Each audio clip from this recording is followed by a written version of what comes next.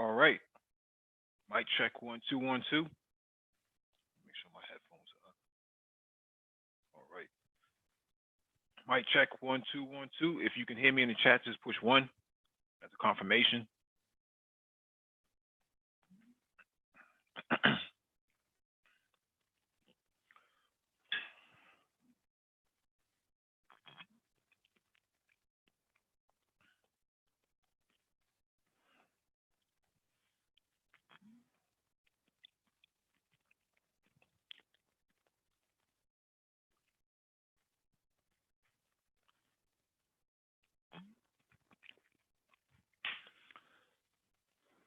All right, Reigning Woman, thank you for the confirmation.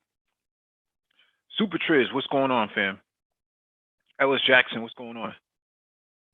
Good evening to you, Reigning Woman, as always. Albert Bird, what's up, dude?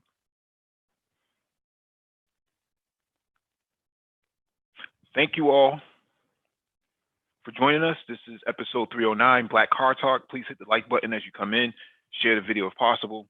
Hit that notification bell so you get all the updates from the Black Brain Trust, including those on the community tab that we post once a week. And the link is in the chat if you want to join the panel. Make sure you raise your hand so that we can acknowledge you and we can advance you to the panel. And with that being said, we had a great live stream last night about geopolitics with BGS, Black Gnostic Speak. So definitely chopped up some serious game there.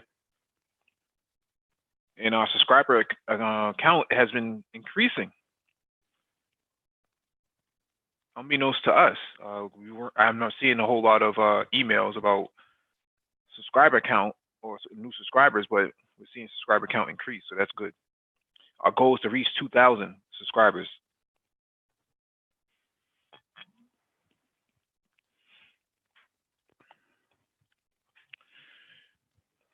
All right.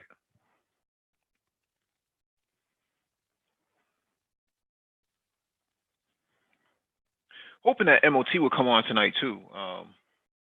Definitely like to get his opinion on this whole trucking thing.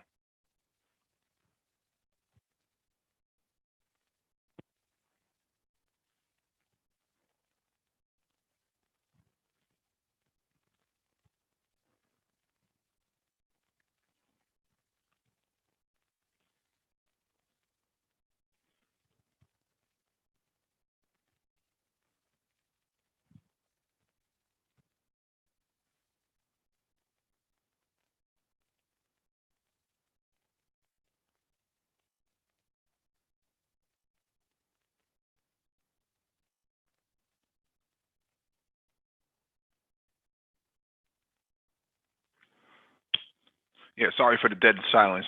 Actually reading something in the email, so.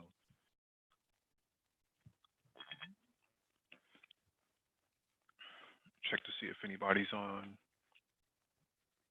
All right, there's no attendees, so I'm going to get started.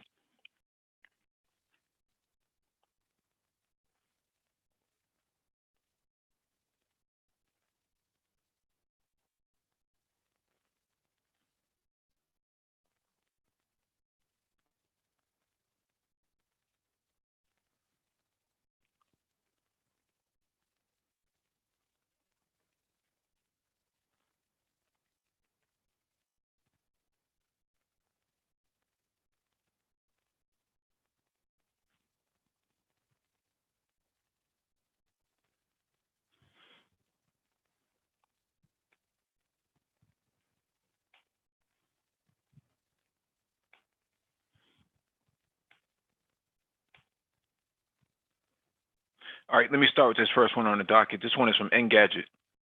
Hyundai's first electric race car is a souped-up Veloster. Hyundai is joining the ranks of automakers with electric race cars, if in a somewhat predictable way. The company has started work on the Veloster N ETCR, a race-tuned EV edition of the Veloster N built for its namesake ETCR championship starting in 2020. There aren't many performance claims at this stage, but it'll have a mid-mounted motor and rear-wheel drive to meet race regulations. The gigantic spoiler and race-ready wheels make clear that this isn't just a simple conversion, and we expect the inside to be stripped down to the bare essentials. The Korean car brand saw this as just the start of a larger strategy. It wants EV racing to be one of the pillars of the company. It won't just be a technology showcase like it is for some brands. That will help burnish Hyundai's public image, of course, but it could also lead to motorsport becoming a breeding ground for EV tech that translates to the company's production cars. Don't be surprised if there are sporty Hyundai EVs, including a road-going Veloster, in the future. Get a good look at this. I have to be honest, that does look pretty dope.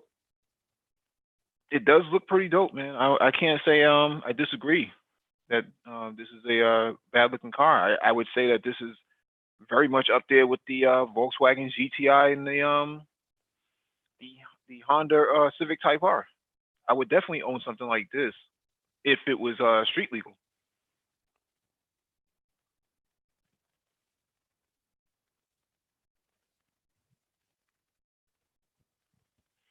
I like the way how the stances, the cadence of the suspension and the setup.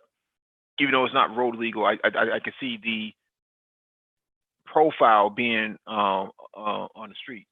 It would definitely turn a lot of heads. Not so much about the paint job, but just about the profile itself.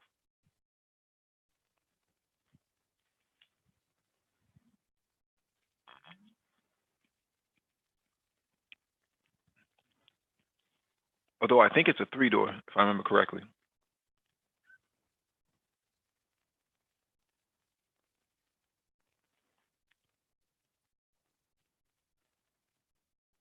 Hey, what's going on, Super Triz?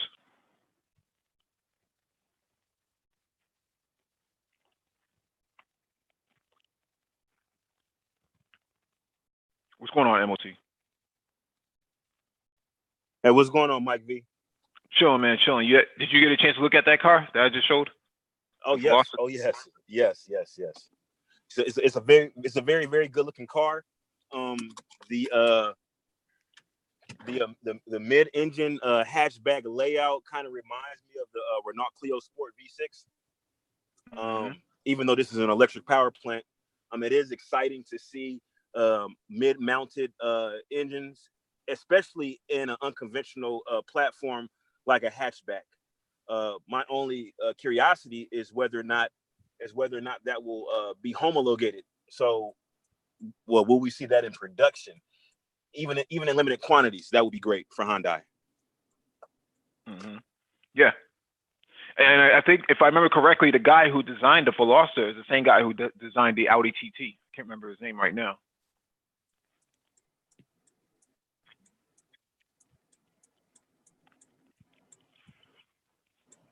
If they can come up with a hybrid version of that, where they have a gas engine, but then still have electric motors driving like the rear wheels or something like that, that might be. I feel sorry for Volkswagen because then they have some serious competition because that I think it's a 1.6 liter turbo that's the engine in there, the petrol engine that's in there, but you slap on a electric motor in the back with some batteries, man. That can be a powerful little sports car. And then with the electric only propulsion in the rear and the gasoline only propulsion in the front, that would actually cut the complexity significantly, as opposed to trying to run a drive shaft to the rear wheels and make it a conventional front engine rear wheel drive layout. I think that electric, because oftentimes, like when you're talking about like just conventional driving, you probably don't need that electric propulsion as much You know, if unless you're doing spirited driving, you see what I'm saying? Right. Or if they have it to where kind of like the what's the Toyota hybrid car? Oh, you mean the Prius? The Prius. So the Prius has like electric only mode, like until you get to a certain speed. And you know, I wonder, but the thing about that is that I don't know how that would translate to driving characteristics when you have electric only in the rear, and then you would have an electric only drive mode and then transition to gasoline power, because that would really affect the driving dynamics to go from rear only propulsion to front propulsion. You know, you see what I'm saying? Like, yeah. Like while you're accelerating, or maybe you're in a curve, like, I don't know, that would be kind of tricky to kind of pull off when you have that actual power application split. So you're thinking about it from a sports car perspective and not from a environmentally friendly car perspective. Well, I'm thinking about it from both, because, you know, at the same time, you do want the sporty characteristics, but there are times, like, say for instance, you're creeping along in traffic, which you often will be doing in major metropolitan areas, like I'm in traffic right now. But you know, you would want to have some type of economy too, because it has to be practical. Yep. And especially at the price point that the Hyundai will be coming in at, that particular price point, you will be looking at people who have to be budget conscious. This is not people with just endless disposable income who's going to be buying this vehicle. Right. And I think you may be looking at it from an Acura NSX perspective, right? Well, Acura NSX obviously is for a different buyer. Somebody who has a little bit higher income will probably be looking at the Acura NSX. But for the Hyundai, you know, Veloster or electric, whatever they're going to call the electric variant, you want to mix of both. You want to be able to have spirited driving, but at the same time, you want to have some practicality and economy as well, or it defeats the purpose. Or, I mean, if it's going to be like a straight straight performance-oriented vehicle, then I would say to have the electric motors engaged full time. Right. Well, when I said Acura, I just meant the application aspect of the NSX inside the Veloster. Do you really think the people that buy Acura NSX are concerned about economy? This is a serious question. I don't know. What do you think? Well, it's the battery, the electric part or the electrification of the NSX isn't so much about economy, but more about technological advantage, because you can only go so far on the EV mode of the NSX. You can only go about 20 miles per hour, I think, or 25 miles per hour in electric mode before the engine kicks back in. Yes. So I think that the primary application would be it's like more of a technological showcase of Honda's prowess, or, you know, Honda is as Acura. So Honda and Acura's prowess, but also it really is practical because it actually enhances the actual capabilities of that vehicle with that, you know, that instantaneous torque that the electric motors provide. Mm-hmm. Yeah, because Hyundai makes something called the Ioniq. I think that's the name of it, which is the. Yes, I've heard of that. Yes, is now the Ioniq?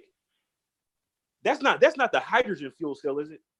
I can't remember. I mean, might be better for just do a Google search on it, but let me make sure.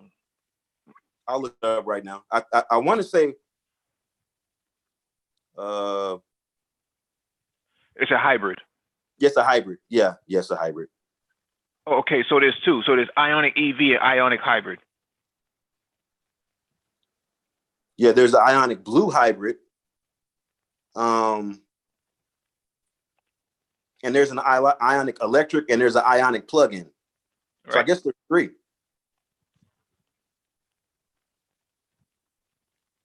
It's only showing two, but it does. I guess you might be right about the variants. Yeah. So yeah, it's probably just a variant of the same model. So, and then I don't know which ones are actually available in the United States, because some of these models may only be available in Korea. Right. Yeah. Or actually, I won't say models, but some of these variants may only be available in Korea. Yeah. But yeah, I definitely like the Veloster, man. I probably would buy that over the Honda Civic Type R.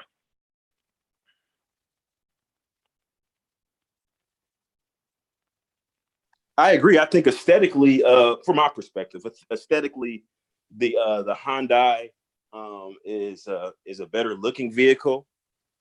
As far as resale value or just value maintenance, I don't know how long, or depreciation. I don't know what the depreciation curve will be on this particular model because it's relatively new. The Honda's Civics obviously have a better overall value retention, for used models variants. So I don't know how that will translate to the Honda because they've yet to really establish themselves as a significant player in the sport compact class. Mm-hmm. So, and then there also was some issues with I won't necessarily say reliability, but quality issues in particular with the Veloster. Just cheap components, cost-cutting measures, plastic pieces that weren't very resilient is some of the reviews that I've heard. Yeah, that's my experience with it as well. I did look into one before because I did like the way it looked initially, and then I was like, I don't know about this. This is not exactly it's not exactly up to Volkswagen standards. That's for sure. But it does take on the Mini Cooper very well though. Well, I mean, let's be honest. You're not going to find what I would say a better presentation than the Volkswagens. Period. Not in that class. Like you're talking about like a non-luxury, attainable class car, like a subcompacts, and Volkswagen is head and shoulders above the competition. Like when you look at the interior of Volkswagen, even at their base models, I mean, they just blow the competition away. Yeah, that's my experience. I mean, my Volkswagen Beetle, man, it has embroidered seats, leather. The fit and finish is really solid. It feels like an Audi, for lack of a better description. Look, I when I was in Germany in 2005, 2006, I bought a Volkswagen Golf. And I want to say it was a 1980 Volkswagen Golf. The person I bought it from hadn't even really drove it. Now it was 2006 2005 when I bought it. It had 30,000 kilometers on it. Mm-hmm. You're talking like 15, well, probably like maybe about 17,000 miles. And it was bought in 1980. The interior was immaculate, but when I looked at the interior, it really didn't look dated. Like in 2005, it still was like, it still looked good. This was a Golf or a GTI? No, this is just a regular Volkswagen Golf. Mm-hmm. And the interior looked good. I mean, obviously you could tell that it was an older car because of the, just the styling of it. But the way they actually style the cars, they don't age as bad as some of these other, vehicles that already, like, you look at some, like, say for instance, GM cars. Mm-hmm. A lot of GM cars come out and they already look 10 years old on the interior. Right, a lot of parts binning and cost cutting stuff like that. I guess they assume the American consumer doesn't really care too much about aesthetics all that much as long as a car functions as an appliance like a refrigerator does. Well, most Americans don't really care, and they just there's just like a brand association because, especially like when I was in Texas, right? I mean, I saw people they just love the American cars, and I'm like, this is not even a good value. Why are you even buying this car? Abysmal fuel economy, abysmal performance, lackluster aesthetics. I didn't understand it, but I mean, they were just like, their mom had a Chevrolet, their dad had a Chevrolet, their grandfather had a Chevrolet, so they're gonna get a Chevrolet. Mm-hmm. It's just a no-brainer for them. Mm-hmm. Yeah. No, that's Texas for you. I just left there. Oh, what part of Texas were you in, MOT? Fort Hood, Killeen. Oh, and just shout out to MOT. If y'all haven't checked out his channel, MOT been dropping some gems. Mm-hmm. He's been dropping some heat. Just to let y'all know. Yeah, all right. Thanks, man. Yeah, let me hit this next article. This one is from FoxNews.com. GM recalling 3.4 million trucks to fix brake issue. The recall covers the Chevrolet Silverado and GMC Sierra 1500, 2500, and 3500 pickups from the 2014 through 2018 model years. Also included are Cadillac Escalade from 2015 to 2017, and the GMC Yukon and Chevy Suburban and Tahoe from 2015 through 2018. So, Paul Bryant, this is for you. GM says that as it ages, the pump in the power assist brakes can put out less vacuum power than needed, increasing stopping the distance and the risk of a crash. The recall comes after the National Highway Traffic Safety Administration began investigating the problem in November of last year. Dealers will recalibrate the electronic brake control module at no cost to the customers. Owners were to be notified starting September 6th. The National Highway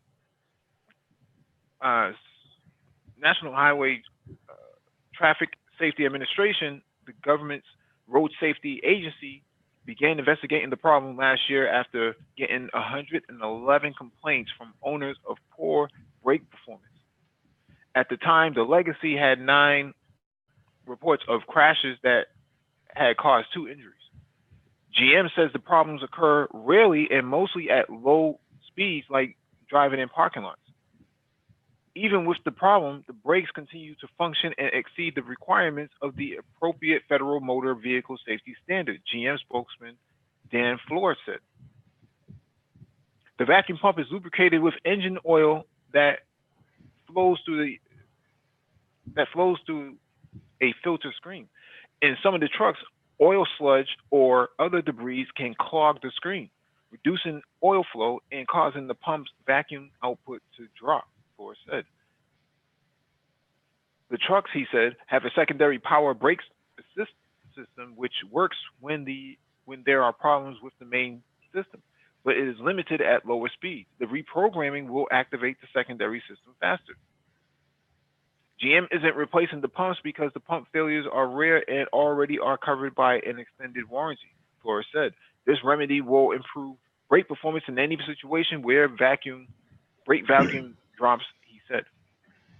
The recall comes 10 months after NHTSA opened its investigation. Asked why it took that long to do the recall, Flores said only that the company has been cooperating with the NHTSA in providing data. Drivers could feel a vibration in the brake pedal or a change in pressure required to push the brake pedal if their trucks have the vacuum pump problem. If the problem resurfaces, owners will see a message on their dashboard telling them to service the brake assist system, Flores said. Although the recall is a large number, the cost will not be high enough for GM to report it to the Securities and Exchange Commission, SEC, as an event that will materially affect earnings, Flores said. He said he didn't know the cost. I bet he didn't. So, once again, American cars, have all these issues, and it kind of seems to be a everlasting issue that haunts American vehicles, where the most basic things that should work actually don't work.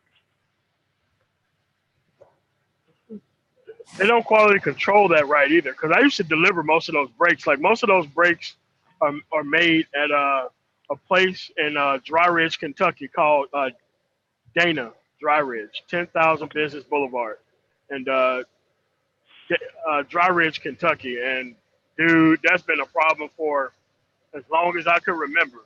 They knew that stuff. I mean, they was crashing them in the parking lot, like driving them from the like test driving, they was crashing them things because of the brakes. They just now caught that? Right. Man. They probably knew about it, just didn't want to do anything about it until somebody put their No, they didn't.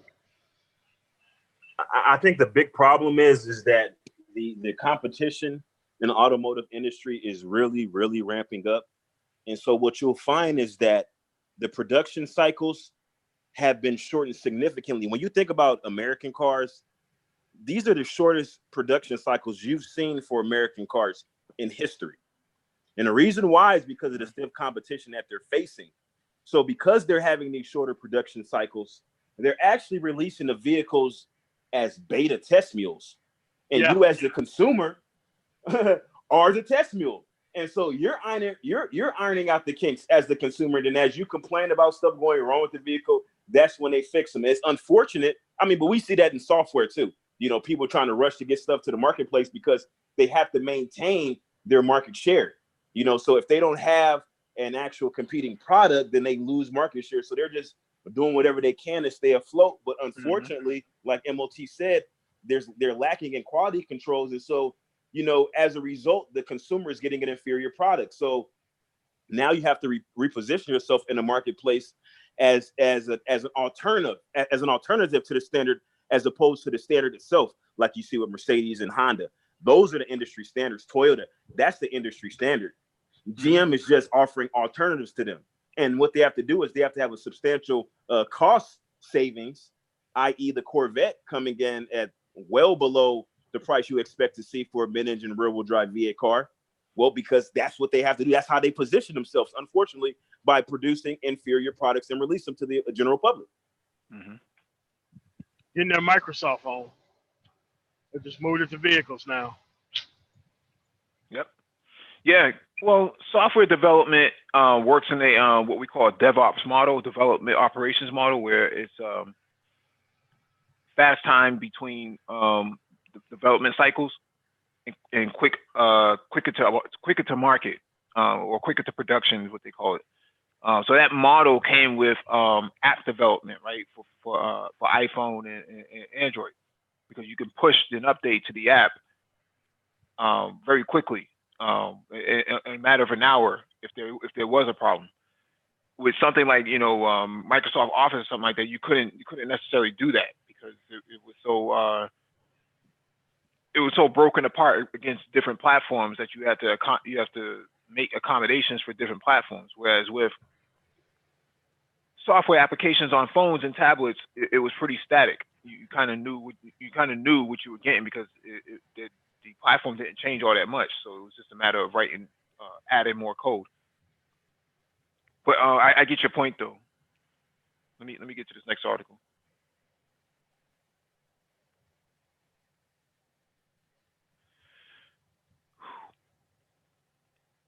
All right, this one is from Teslarati.com. Porsche Taycan gets praise from Tesla's Elon Musk on Nürburgring record. Following Tesla CEO Elon Musk's subtle jab at Porsche's Taycan's moniker, it appears that he has taken a friendlier stance toward the German car maker's first all-electric high-performance sedan after giving it high regards and labeling its record-setting run on the famed Nürburgring racetrack as great. But Taycan does seem like a good car. Nürburgring track time is great. Musk tweeted on September 7th after posting his initial tweet about the vehicle. The Taycan hit the iconic Nürburgring in late August, where the vehicle Turbo S trim scored an impressive 7-minute and 42-second lap time. The Tesla CEO's acknowledgement of the Taycan gives EV fans something to be excited about. A non-Tesla EV that Elon Musk praised publicly, mentioning the Taycan by name and praising its ability to perform in a track shows respect to the Porsche's capability to create a good electric vehicle. Musk has always encouraged people to buy EVs even if they are not Teslas, but he has been critical of other vehicles in the past, including the Audi e-tron. Musk announced last week that the Model S would be making its way to the famous German racetrack, which has been nicknamed the Green Hell.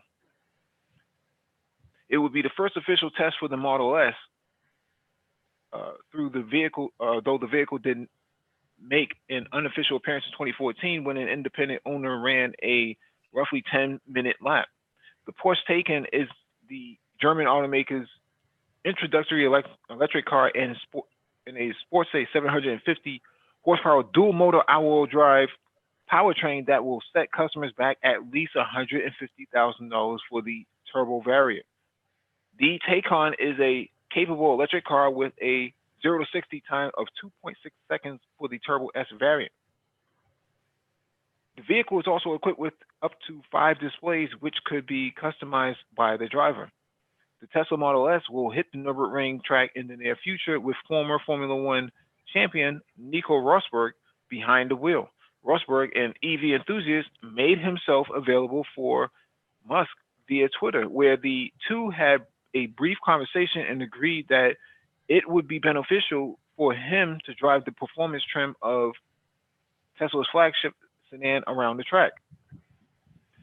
While the term Tesla killer is thrown around quite often, Musk has always considered gas-powered vehicles as his competition, not electric vehicles. Our true competition is not the small trickle of the small trickle of non-Tesla electric cars, but rather the enormous flood of gasoline cars pouring out of the world's factories every day, Musk wrote in a tweet in January. So, I mean, Musk is saying that this car is dope. He's probably kicking himself, saying, "How come we didn't think of some of these things as well in terms of the design of the interior?" Because, to be quite honest, the interior on the Tesla is quite lackluster for what it costs. I mean, putting a big tablet computer on your center console doesn't seem to be all that impressive.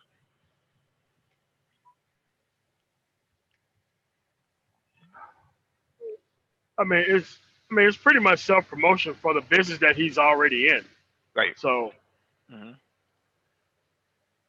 no, it's no shocker there. So, yeah. But then again, he hasn't really tested his car on the Nürburgring, so he has to one-up this.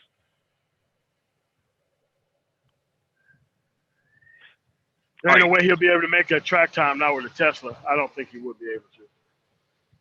Well, he might be because the Tesla is lighter by a few hundred pounds than the Porsche. The Porsche weighs like 5,000. I think the Tesla weighs like 4,800.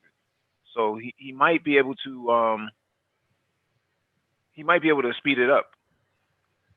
If not, keep up with that time. If he can keep up with the time, like 7 minutes and 43 seconds or 7 minutes and 41 seconds, then he's good.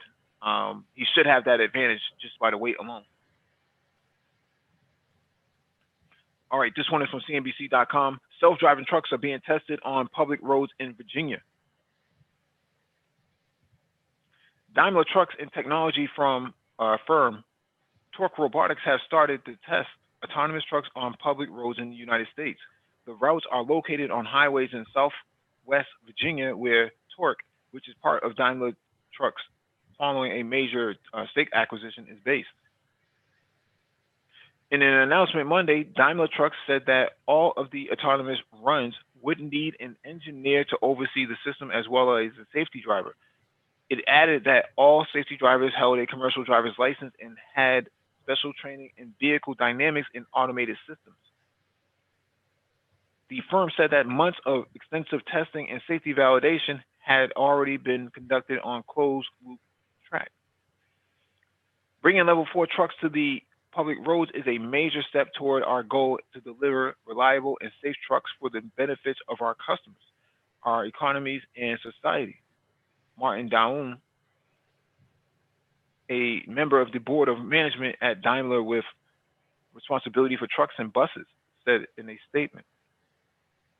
5 levels of driving automation have been defined by the SAE International, a global association of engineers and technical experts. At level 4, a vehicle can drive itself under limited conditions and will not operate unless all required conditions are met. At level 5, a vehicle's automated driving features can drive it under all conditions. In the trucking sector, the impact of autonomous technology could be quite significant. In a 2018 report from the UC Berkeley Center for Labor Research in Education and Working Partnerships, USA, found that autonomous trucks could result in the loss of 294,000 long distance driving jobs. The report was authored by Steve Valesi, a sociologist at the University of Pennsylvania. A transition does seem to be taking place in the automotive industry as a whole. On Monday, research from uh, Canalys estimated that 414,000 cars with level 2 driving functions were sold in the United States during the second quarter of 2019. This represents 10% of all new cars sold during that period, according to the firm. At level 2, driver support features, including steering and brake acceleration support and lane centering, a driver must constantly supervise these support features, according to this SAE. The last few years have seen a range of tests and developments take place in the autonomous vehicle sector. Mike Hawes, the chief executive of the UK-based Society of Motor Manufacturers and Traders, told CNBC.com via email that the shift to connected and autonomous vehicles represented the greatest change to how we travel since the invention of the car. But safety is the #1 priority for the automotive industry, and self-driving vehicles are still some way off because of the challenges involved with equipping them to handle all possible driving situations, Hawes added. So, this is interesting because they're saying that they've tested these autonomous trucks on closed loop roads and they've passed with flying colors. Now they're testing them in Virginia. What's your take on this, MOC? They left out the highway because there's 66, 95, and 495, along with others. Mm-hmm. And most of those things are very steep inclines and declines. So unless they're driving them on state highways that's pretty much flat ground, I would love to know where they're trying them at. Because if they're trying them, because Virginia has a very harsh conditions when it comes to roads. Mm-hmm. And so if they're testing them there, I would just like to know what highway that they're using to test them on. Mm-hmm. And what type of traffic are they using. Because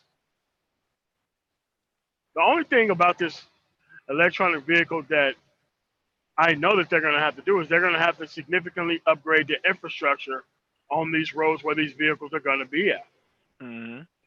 So we'll see. But here's the thing. Nobody's worried about it because there ain't no lobbying money trying to go and stop it. There ain't no hackers hacking into these vehicles and intentionally crashing them or driving them off cliffs. I mean, no, trust me, they will do that. Yeah, I know. Yeah, so no, I guess we gotta look out, see where we're at. So, does the rig that you drive, does it have any of these level 2 features that they mentioned? Now it's pretty much just level 0. Like you have to do everything manually. I mean, like the only thing, like there's software on the actual electronic logging device that hooks in with the computer on board with the truck that does a lot of the slowing down, the lane assist changing and all that kind of stuff.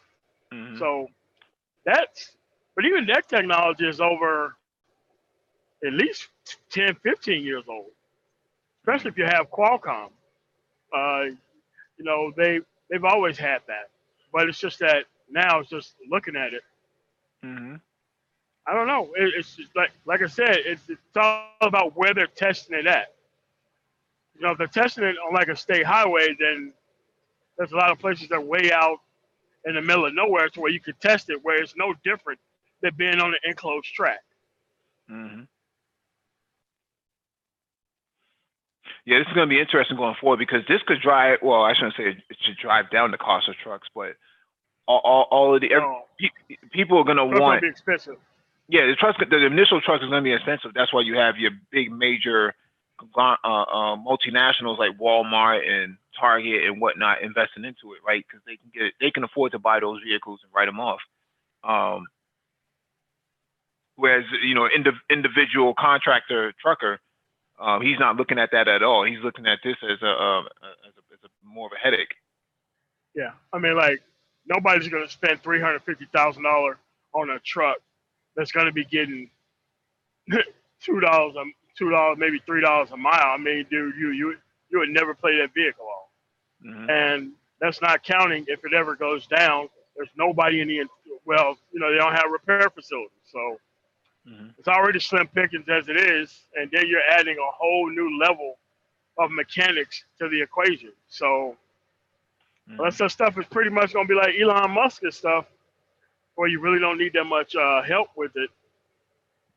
I just like to see where it's going because Yeah. nobody is really taking it seriously from a lobbying based perspective.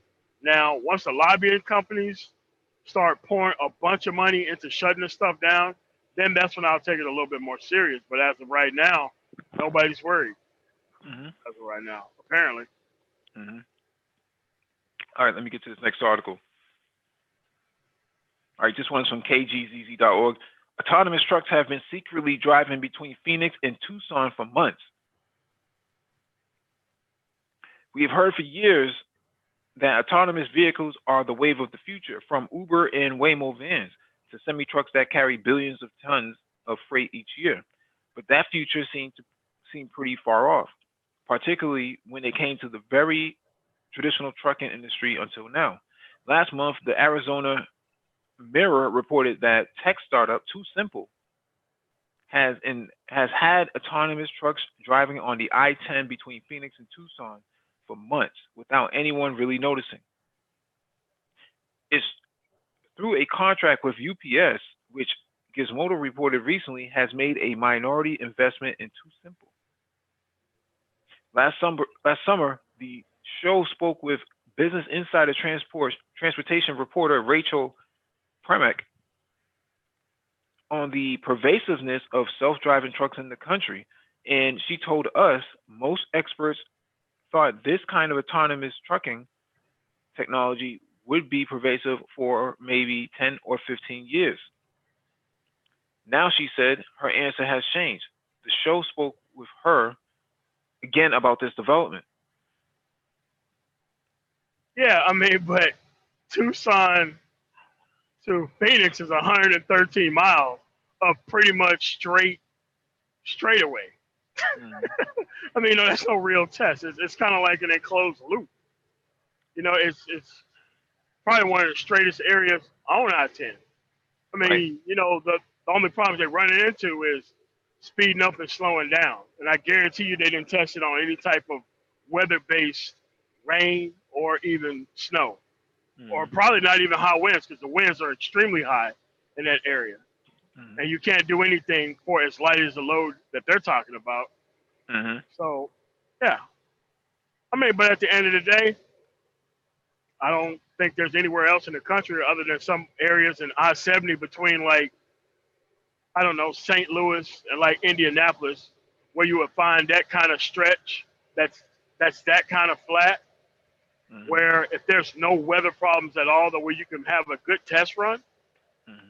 I can't think of it anywhere else in the country other than that specific space, especially up there, where you can have a pretty much a test. But like I said, I guarantee you they didn't try it through traffic. They didn't try it through a whole bunch of other factors that could really make that stuff hairy. But as in just straight up just having it on the road and testing it, that's really not on an enclosed track.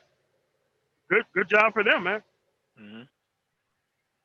I mean, it's one thing to get like a subcompact car to drive autonomously, but to take an 18-wheeler, man, that weighs that much and has so many more complexities in the engine and the drivetrain, is actually a feat to me.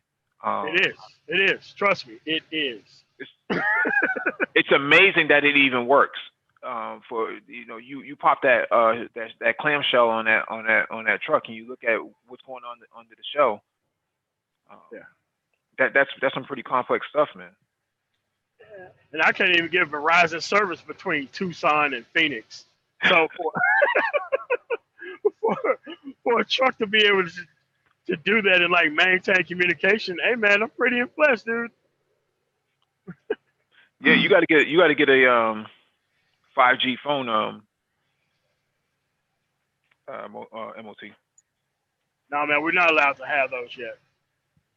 Okay. Yeah. All right. Ty City, what's going on, man? You got anything you want to add to this discussion? You a diesel Yeah, mechanic? yeah. I'm a diesel technician. I work on truck Mm-hmm. about 8 years in the field now. Yeah, you're right, bro. On the steering components, just on the power steering on the conventional setup, you're looking at about 1,500 to 2,000 pounds per square inch going through the power steering. So for them to have electronic components that's able to muscle that much, you know what I'm saying, for that long, that is impressive. And Mm-hmm. also make precise movements with that much weight. Because no matter what the conditions are, they're gonna have to change lanes. I don't care what time of day or night it is. Yeah, So but and I'm of the belief that this stuff is closer than we think because we just got a fleet of 2019 and 2020 Volvos, and they have Waybash, all the new Waybash um, blind spot detectors and stuff like that yep, already integrated into the braking system, steering system, and everything yep, else. yep. Like, Let me ask a side question. How does Volvo compare to Mack, Freightliner, and the rest of the brands? well, okay, so just like what we already discussed about like conventional engines, it's the same thing with diesel engines. Like there's no more development that can be done to diesel engines. You know what I'm saying? Um, the Other than training, right? Gearing, right? yeah, the complexity is only in the philosophies and engineering and design of the engine. So if you drive a Freightliner, you want somebody who works on Freightliner to work on it. You don't want to mix and match because they have totally different situations. You know what I'm saying? Mm-hmm. Cummins is just pretty much a engine company. You know what I'm saying? So what Mm-hmm. they do is they make a line of engines, and however you configure it is what determines the air compressor or this or that goes around that engine. You know what I'm saying?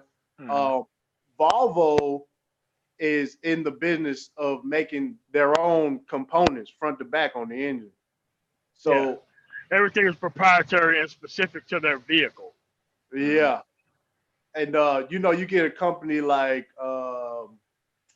Detroit or Mack or Cummins, and they design those engines to go in a lot of different equipment. Mm-hmm. Yeah. That's good stuff. Let me get to this next article from Futurism.com. Truck drivers worried about losing their jobs to robots staged a protest outside the Capitol building in Jefferson City, Missouri on Tuesday. Their goal was to convince the government to pass a bill that would prohibit any self-driving trucks from driving on Missouri roads, KRCG reports.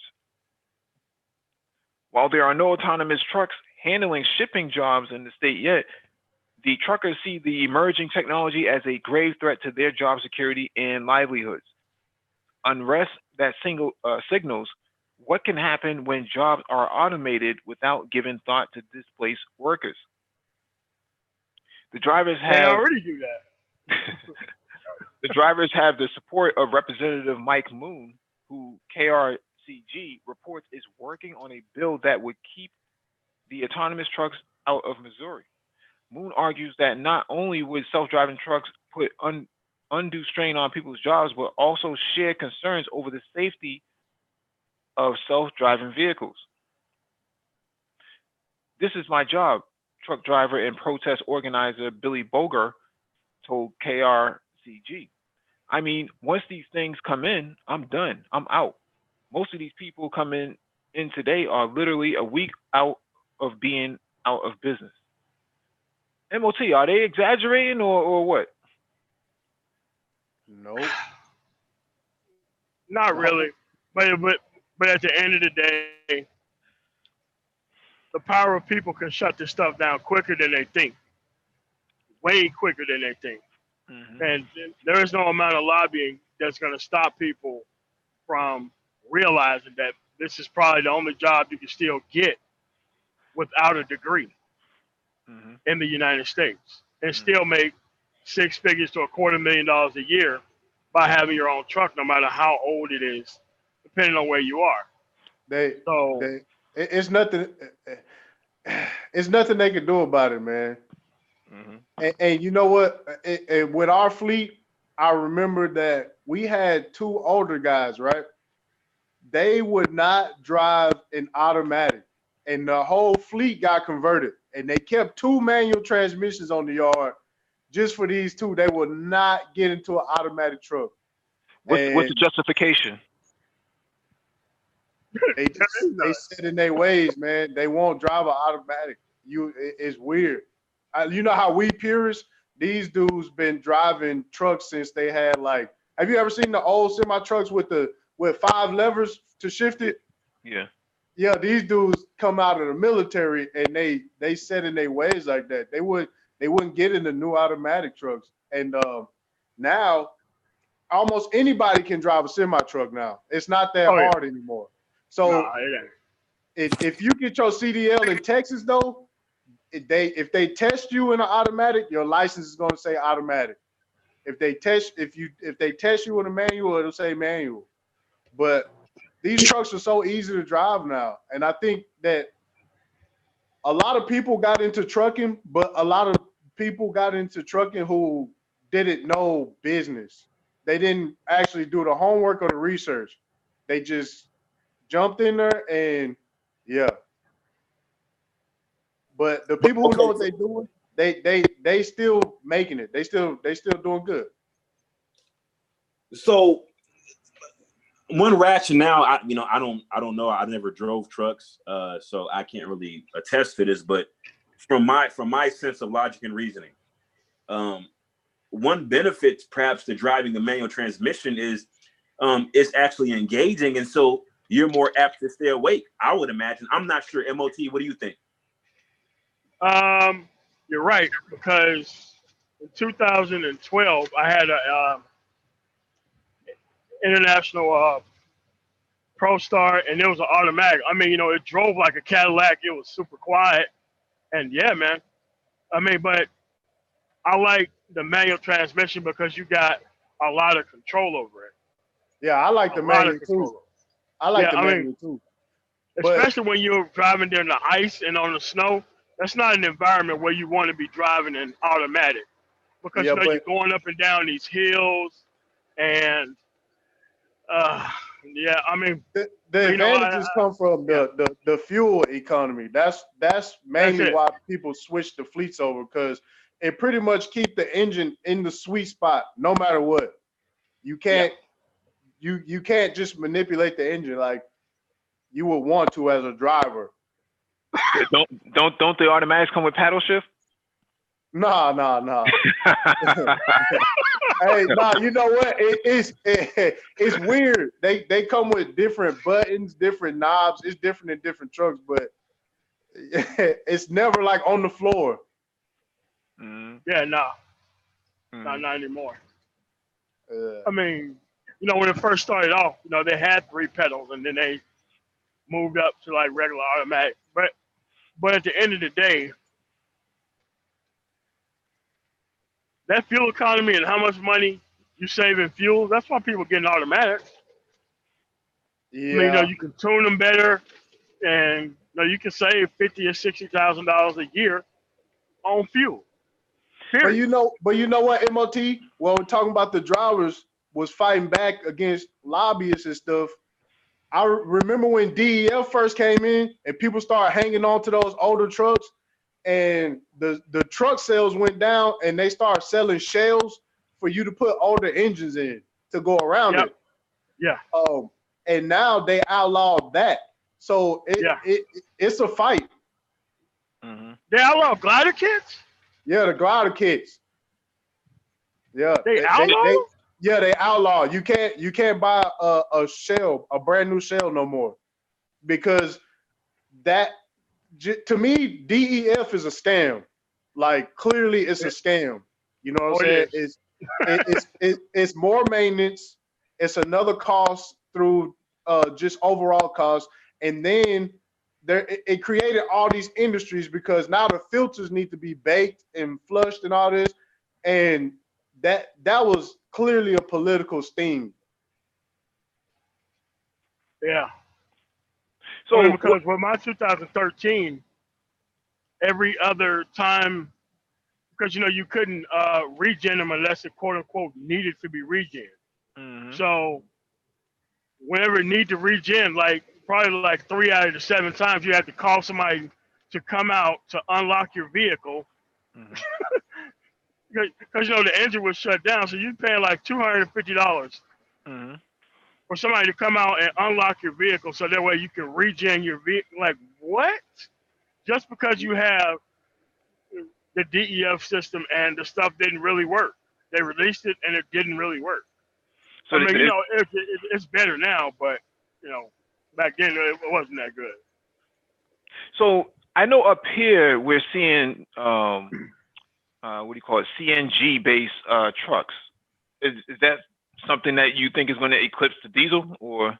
No, that's all. No, never. That's all short range stuff.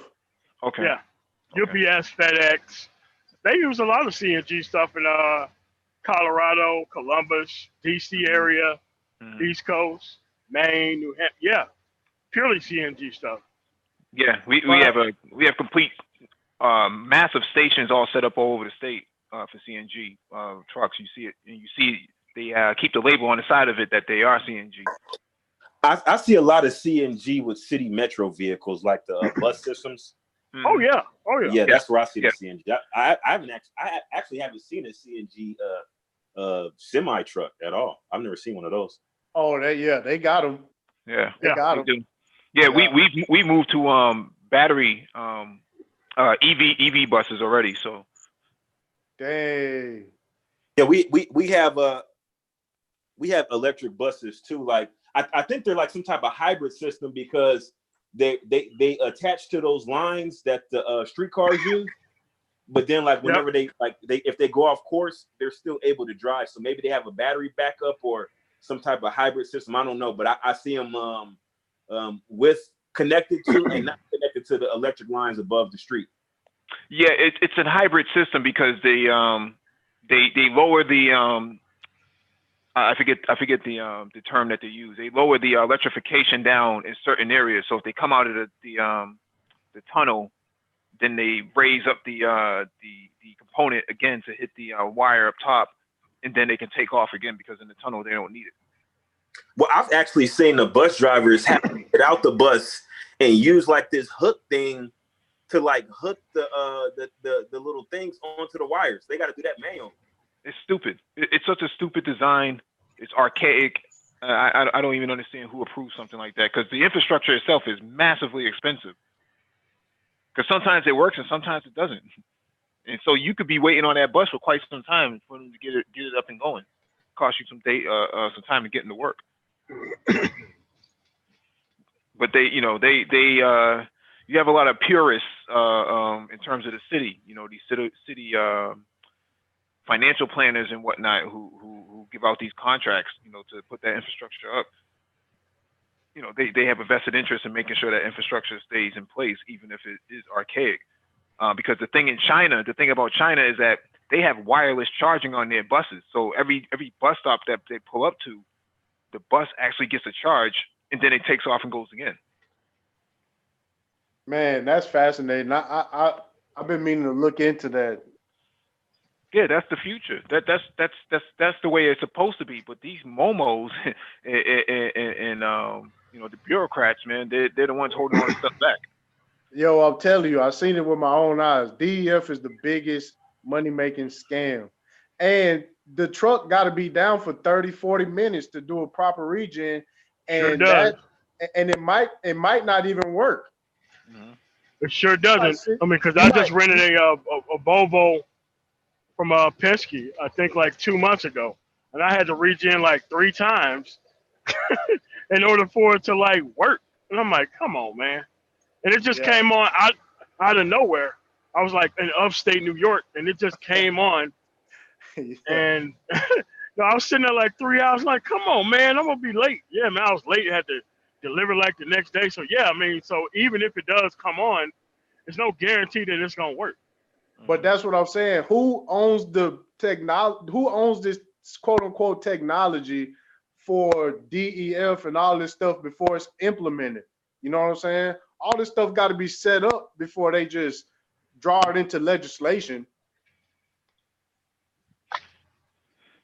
All right, let me see if anybody's in the waiting room.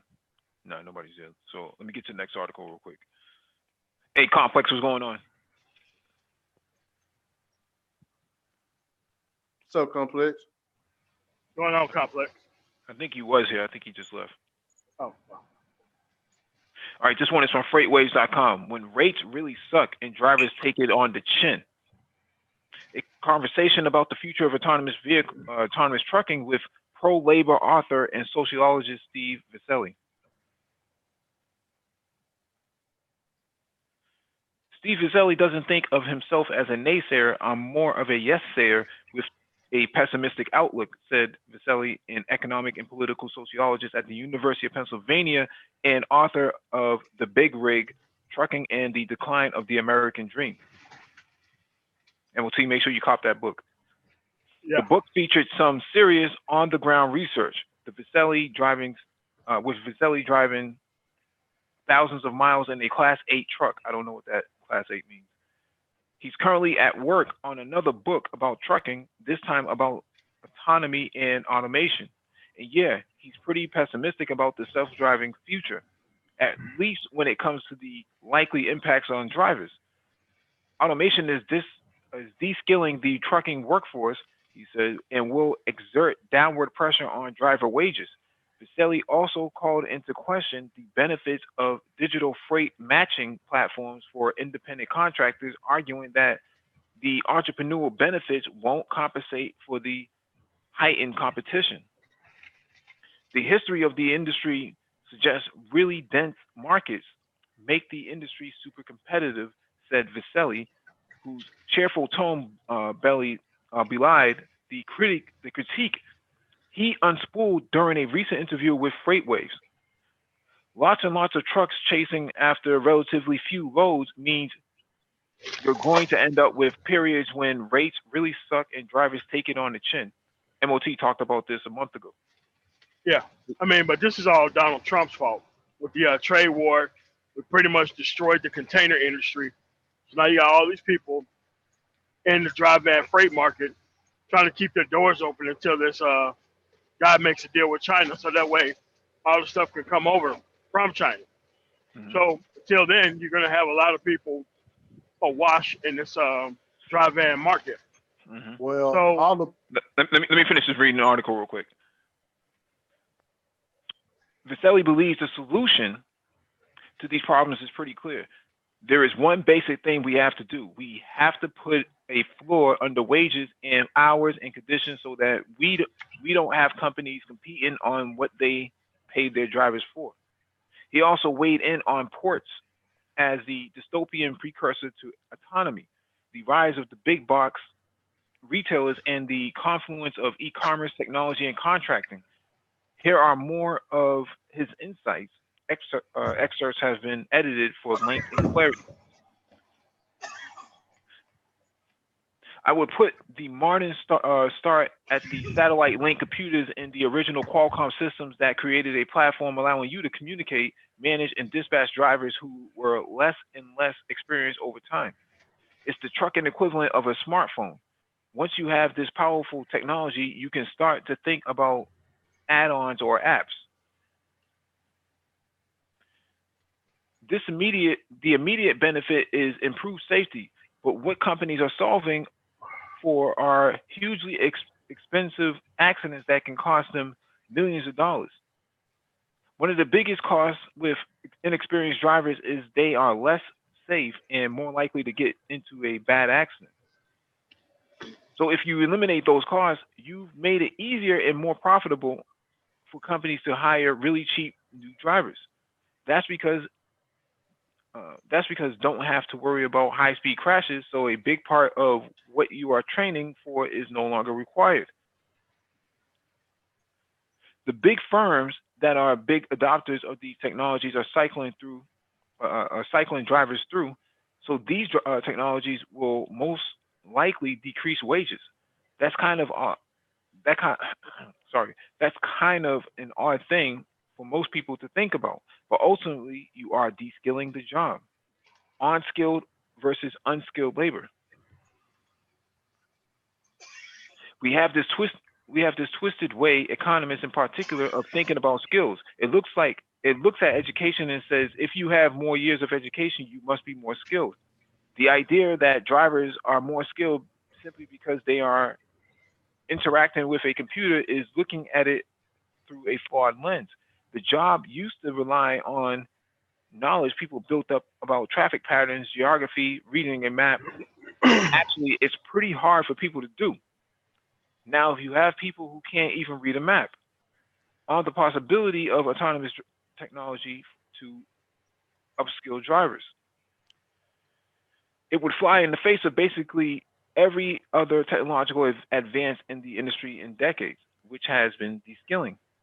On the exception to the rule, I have only one scenario where you have significant upskilling, and that's a driver who is a pilot of a number of autonomous trucks in a platoon. Say the truck can drive itself, but I'm responsible for deciding whether the truck can drive itself safely under these conditions, whether it's odd light situations, traffic patterns, or snow on the ground. For that, you need real global understanding of the system and its capabilities. It's like the 737 Max, where the pilot training is is not only could you fly the plane manually should the system fail, but to identify the problems that wouldn't happen to the system itself.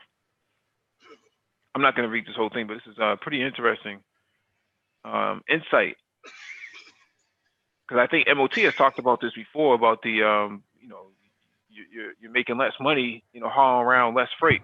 And Yeah, I mean, but the other thing here is that with these significantly overpriced vehicles, the wages are definitely going to drop. Period. The Well, way it yeah, but is go ahead. you got all these new people who ran and bought trucks, and they have to haul the load to pay the truck note, and they driving the the rates down because experienced drivers who have their own authorities, they have a code and they do not haul cheap freight. And that's what kept the rates up. But all these new people have all this equipment and they have to pay the note on it. So they're not declining cheap loads. which I think what's also playing a role in this, and I could be wrong about this, is that they're trying to take undocumented people and give them full licenses so that they can actually drive these vehicles. I think that's pretty. California. Well, And Massachusetts on the docket right now. they're not driving through Texas, I'll tell you that much. Really? Nah. Nah, the state troopers do not play that. They don't play that in Texas. George Bush tried it. He did try it. Yeah, with the NAFTA agreement, Hmm. the North American Fair Trade Agreement, they tried to do some funny business. Hmm. Yep. George W. Bush almost got it through, Yeah, but they actually they tried to build a superhighway from Texas to Canada yeah. and take people's land, and they shut that down. Yeah, Wow. they tried to do it. All right. This next one is from EHS today. Safer roads, building out the infrastructure of the future. Gearing up for the future transportation, Georgia Tech, Curiosity Lab at Peachtree Corners, and Delta Airlines are now partners in autonomous vehicle and infrastructure research. Curiosity Lab is a 5G enabled autonomous vehicle and smart city living laboratory located in Peachtree Corners, Georgia, a northern suburb of Atlanta. Our 5G enabled living laboratory will give Georgia Tech researchers the opportunity to push the frontier of emerging technology in a real world setting that is almost impossible to replicate in a closed lab, said Betsy Plattenberg, executive director of Curiosity Lab at Peachtree Corners. Researchers will have access to the lab's 1.5 mile autonomous vehicle test track and living laboratory. Curiosity Lab features dedicated fiber, smart poles, and a network operations center for researchers to track and trend data from connected Internet of Things, IoT devices. Additional infrastructure includes a network operations center, smart poles, DSRC units, dedicated fiber, and a 25,000 square foot tech incubator.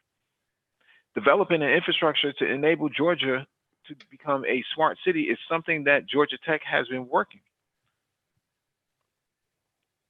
In June of 2019, 4 cities joined the Georgia Smart Communities Challenge. One of the things we want to do through this program is help connect the expertise and technologies that exist at Georgia Tech with communities all across the state, said GP Bud Peterson, president of Georgia Tech, in his remarks as reported by govtech.com. This is a wonderful example of industry, university, local government coming together to advance innovative solutions to the built environment and mobility, said Deborah Lamb, managing director for Smart Cities and Inclusive Innovation at Georgia Tech. Delta sees wide range opportunities of this technology. Autonomous vehicle technology is one of those innovations we see as having the potential to improve employee safety, the customer's experience, and the operational performance. And this partnership will help us explore all of those possibilities, said Gil West, Delta's chief operating officer, in a statement. As autonomous vehicle research advances through the world, Delta sees potential applications for autonomous cars, trucks, or buses at airports and beyond. For example, autonomous vehicles could help customers make tight connections across an airport. They could deliver delayed baggage to customers or transport aircraft parts to the airport. This is interesting, man. We talked about this many times before, since last year, that the investment, whether it's here or on the continent, is in the infrastructure. If you're going to own something, a part of the fourth industrial revolution, then the investment into infrastructure is going to be a key component into where you situate yourself in that market. I like what the picture is displaying, though, how they set up the streets and the crosswalks and the stop signs and all that stuff. That's all part of infrastructure, and a lot of people don't really realize that. Go ahead, MOT. Yeah, it's just that this is what I'm saying. Mm-hmm. It's going to take significant investment for all this stuff to properly work. Mm-hmm. It's like you're going to have the Northeast, who's probably going to upgrade their infrastructure along with the West Coast, while the Midwest does nothing with their infrastructure. This is why I don't have faith in the system overall, because everybody gets the money, and like every other state, everywhere you go, everybody's having toll lanes and all this kind of stuff, while taking all the highway money for their actual highway, while giving tax cuts. So it's like, so if they're never going to actually fix the roads like they're supposed to, how on earth is all this stuff supposed to work properly? I thought, the gas tax was, or excise tax was supposed to pay for all that. Hey, do y'all have HOV where y'all live? Yep. Yeah. Do y'all let the electric cars and hybrid cars take advantage of that? They have full priority. Okay, yeah, they got that here too. Yeah, the problem is that you have people with and motorcycles have high priority for it too. The problem is you have people who are single drivers and with no passengers occupying the same lane. We just had a article posted this morning about that. 90% of the cars that go through there are non-compliant. They don't play that here. Nah, man. You do that here in Colorado on Damn, why E470. y'all gotta be snitching on me, man? You know I gotta. Nah, Miss you know you. what? Hey, Triz. hey, Triz, let me tell you. They had somebody had a whole fake body in the passenger seat. They found a dude. They found a dude recently with a sex doll in the in the passenger seat. yeah, in the passenger seat. Found a dude with a sex doll. I mean, when you think about it though, because what if you have a pet? Say, for instance, you have a dog that identifies as a human being. You know, Oh, with come all this on, transgender, come on, you know, Triz. you got all kind of. Hey, but you know, my question is about this whole Georgia Tech thing. Is you know, it from a medical standpoint, it will be interesting to see, you know, how this plays out as far as people in proximity to 5G transmissions, and how that will affect them from a health standpoint. You know, at least we can actually see this in true application and see if there's anything that we should be concerned about. Well, the thing is, for 5G, they use these what they call micro cell towers. So it's not like they have this massive tower. There's some feedback coming from you, Super Triz. Hey, Mike. Yes, sir. So they just put a 5G antenna, like tower up, and I'm gonna show you a picture. I'm gonna show you a picture of it, bro. All the people in the neighborhood right here, they are so pissed. I'm gonna see if I can find a picture of it.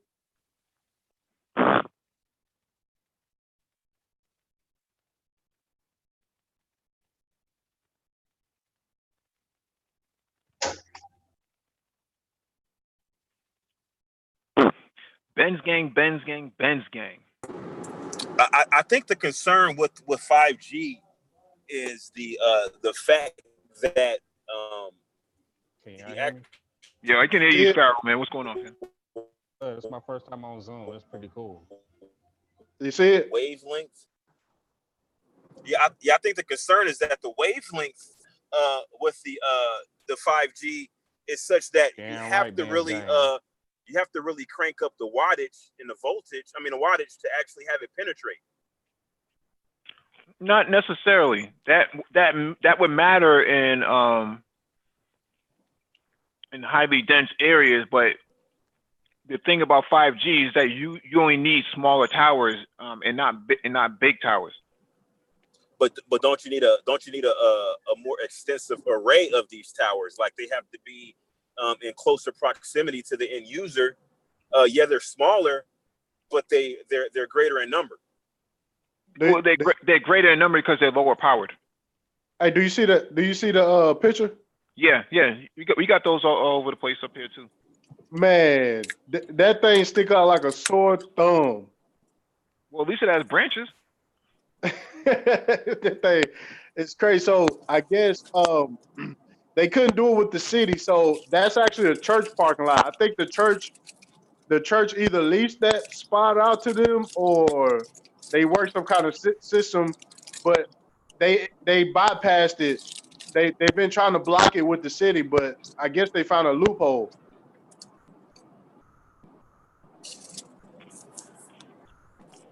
You really don't have any choice when it comes to 5G. There is no workarounds for it. 4G technology is antiquated. It has a lot of security loopholes in it. And 5G is the future. It just doesn't make any sense to try to fight it at this point. You don't really have a way of transmitting vast amounts of high bandwidth with 4G. You know, with 5G, you're pushing 2,000 gigabytes per second. With 4G, you're only pushing maybe 25 megabytes to 32 megabytes a second. That's not enough for autonomous vehicles and IoT devices and high-powered cell smartphones and stuff like that. There's no way you're gonna run a smart city on 4G. It has to run off of 5G. Yeah, I don't know why, but they was giving pushback Because they're under the impression that if they have these towers under them, or within their vicinity that they're going to get cancer or something like that. No one has been able to prove that this is the case because the towers haven't been up long enough to actually deduce any information from it, any sort of data from it.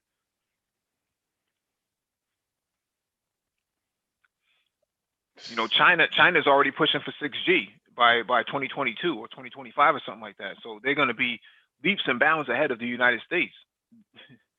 You know, we're playing catch up again. What will be the bandwidth for 6G? Oh, they haven't put up the white paper for that yet, but 6G is going to it's going to have I think a more broader last mile reach, but this is going to accommodate more devices.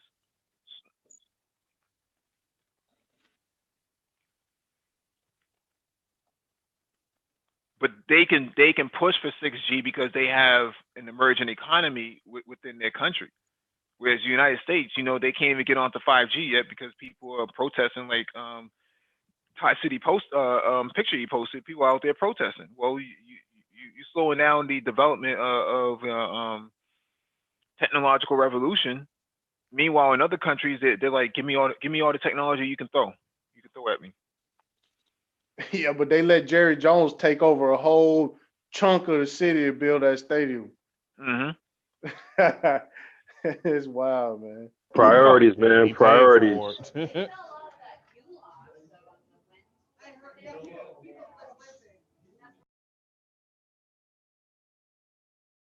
Yeah, because you need 7G to run the Star Trek transporter. Damn. All right, this next one is from Wall Street Journal.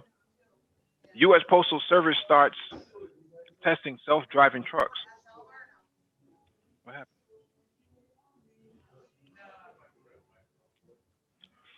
The U.S. Postal Service is testing self-driving trucks on more than 1,000-mile mail run between Phoenix and Dallas. I think we already covered this. The post office tests use of technology for long hauls. The move comes as investors and vehicle makers are spending millions on trucking automation.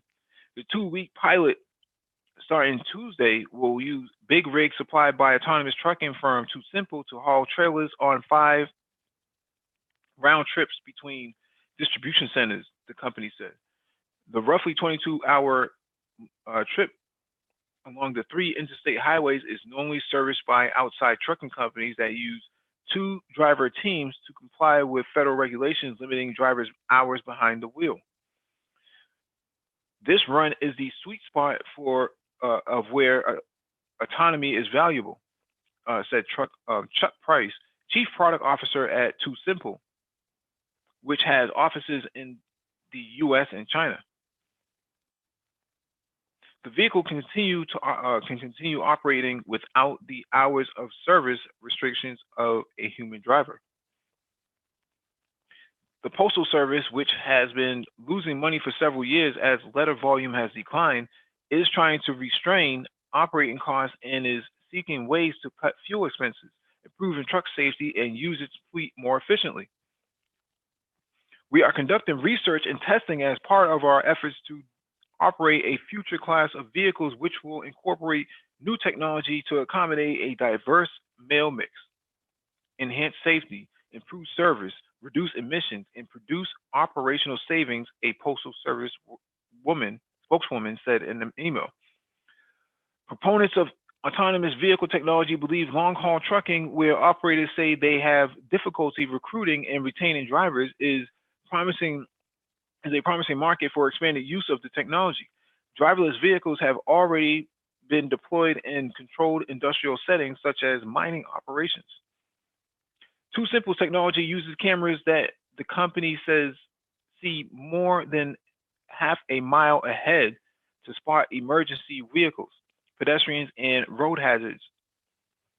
Relay teams of safety drivers and engineers will ride along in the company's retrofitted Peterbilt trucks during the pilot, and will swap out when the vehicle stops at way stations or to refuel. The driver and in the left seat is constantly eyes out of the vehicle, understanding what's happening in the environment. Mr. Price said that's the right seat is reporting to the driver what the autonomous system is detecting and what it is intending to do in the near future. The trucks will switch to autonomous mode on the highway for this pilot, Mr. Price said. Although Too Simple technology allows driveway-to-driveway autonomous runs, and its trucks navigate surface streets on delivery routes in Arizona for other customers.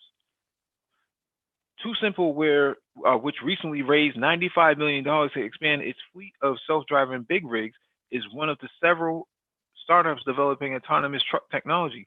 Many are working with manufacturers such as Daimler AG, which has said it plans to invest around $570 million in highly automated trucks, and in March took a major stake in Torque Robotics, which has worked with Caterpillar Incorporated to create autonomous mining trucks. A Swedish startup, Enride, began operating an autonomous electric truck this month on a short route on a public road in Sweden between a shipping terminal and a warehouse. I don't know. I mean, I know the U.S. Postal Service isn't that great at what it is that they do now, but autonomous vehicles, filling the role of underskilled people. This is bound to happen. I don't know, man. I'm telling you, like right now, just even driving a truck, anybody can drive a truck now. Which is a bad thing. I think they lowered the age to get a CDL from 21 to 18 here in Texas. Crazy. That's crazy. And Yeah. then now, instead of everybody testing in 10 speed, they're now making everybody testing automatic trucks. And what they're doing is they put restrictive on the license, meaning that you can only operate automatics, which if you city driving, it's a perk. But if you like over the road, especially if you going out west where I'm at right now in Oregon, it's not good because you don't have full control of that truck going up and down those mountains.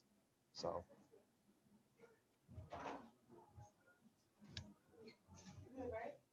Hey, Ty City, do you have your CDL? You know what? I do not have my CDL. No, you slacking, Finn. You slacking. Well, I don't.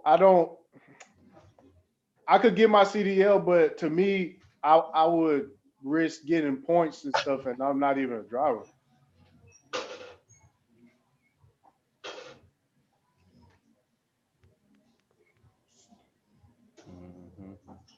If you ever do get it, just make sure you just drive a manual 10 speed. Cause I hate for you to get in the automatic and you be restricted to just drive those trucks. Well, now I pretty much had to learn the automatic transmission, and I don't know how it is in other trucks, but in the Volvo, it's air operated, so it still has a clutch pack. It's still set up like a manual transmission in a way, but it's it's a computer moving solenoids and stuff through air. Computer operated. Yeah. It's kind of sluggish. That's why I'd rather have a manual, but because the automatic's kind of sluggish. It's sluggish when it's cold, or it's sluggish when it's warm? It's just sluggish. The way it's set up, it's not set up for power. It's set up for efficiency. So efficiency, yep. Yeah. So it keeps the engine at a certain range in certain gears. It's just set up that way. Sometimes it gets into like a weird spot, and it's it's just I don't know. I like driving the manual.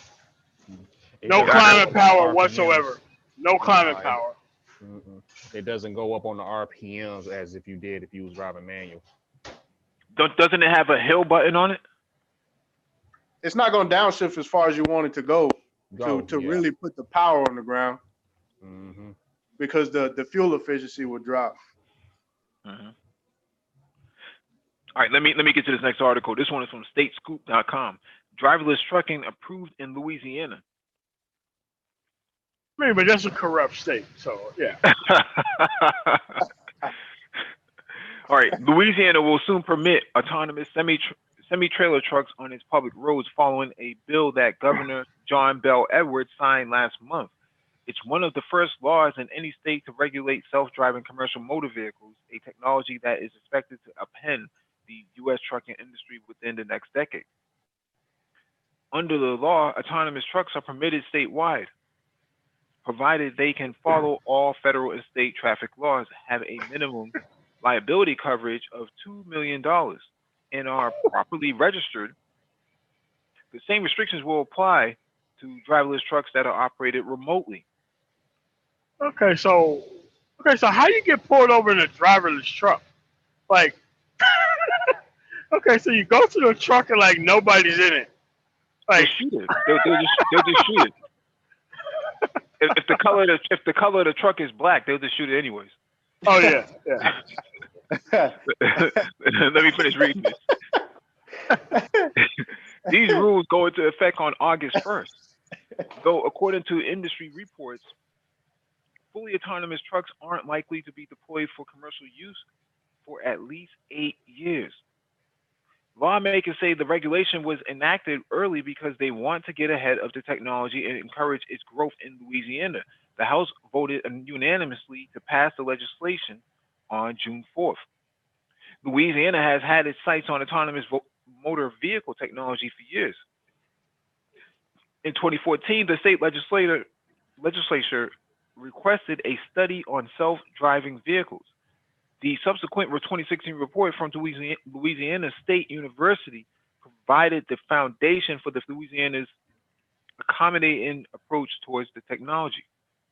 The general consensus is to place as little restriction and regulation on the development of autonomous vehicles as possible at the moment so that the innovation is inhibited as little as possible. The report concluded, though it recommended prohibiting public use of the technology until it had advanced further. In 2018, Louisiana passed a bill that authorized platooning, or the use of electronic coupling to allow several trucks to drive in sync at close distances. What? Platooning, which is still being used for commercial use, only makes trucks semi-autonomous, as vehicles in the platoon will mimic their leading vehicle operated by a driver. Yeah, they call it daisy chaining. Yep. The latest law is the first to sanction the deployment of fully autonomous vehicles in the state, and it brings Louisiana into the ranks of states that have approved the use of fully autonomous vehicles on public roads in the absence of federal regulation. According to the National Conference of State Legislatures, 9 other states have passed laws that allow public use of driverless technology. Most recently in Utah and Alabama.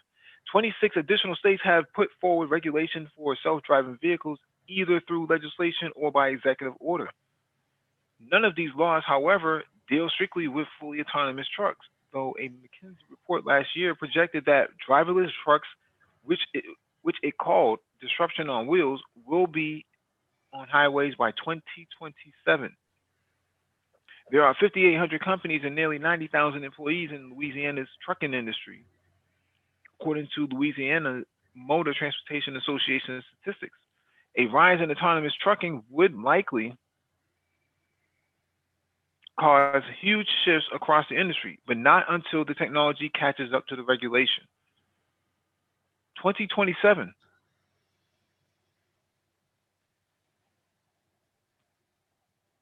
Man, hey, like this setup right here where you have one driver for tons 3 of trailers, trucks. that is the biggest hustle. That is like, no way, man. Mm-hmm. I feel like it's not even, this ain't the way to go, man. because I'm pretty sure that driver don't get a raise. Hell no. Come on, man. Matter of fact, he's probably gonna get a pay cut. Yeah, they're gonna fight this. It's gonna be a fight. Do train operators get paid per car? We're not proactive about I don't know about trains, but this is just like that's immaculate hustling right there, man. That goes on in Australia, though, right? Those Yeah. freight trains. Yeah, yes. Okay, I missed that. Yeah, that's immaculate hustling, man. Hey, You never know that you may see dudes in the hood doing that with dirt bikes, man. Single file, yeah, right. Well, they'll hold on to one of the handlebars and have all the rest of them follow. Yo, I cannot believe that they just wrote that in the law like that. Gangster. That Well, you was- said, that you said was- the state was corrupt, man. You said the bro, state was come corrupt. on, No, MOT. that Come was on. first of all, it was legalized with the transportation bill that was passed. I think Mike was it late 2017, Yeah. which gave the green light for everything autonomous. Okay, so there was legislation that was quietly passed back in late 2017 that gave the go ahead for all this.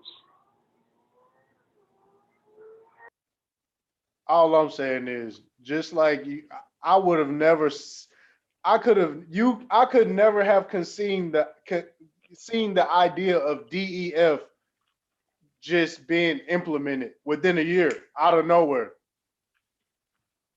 You got lobbyists, man.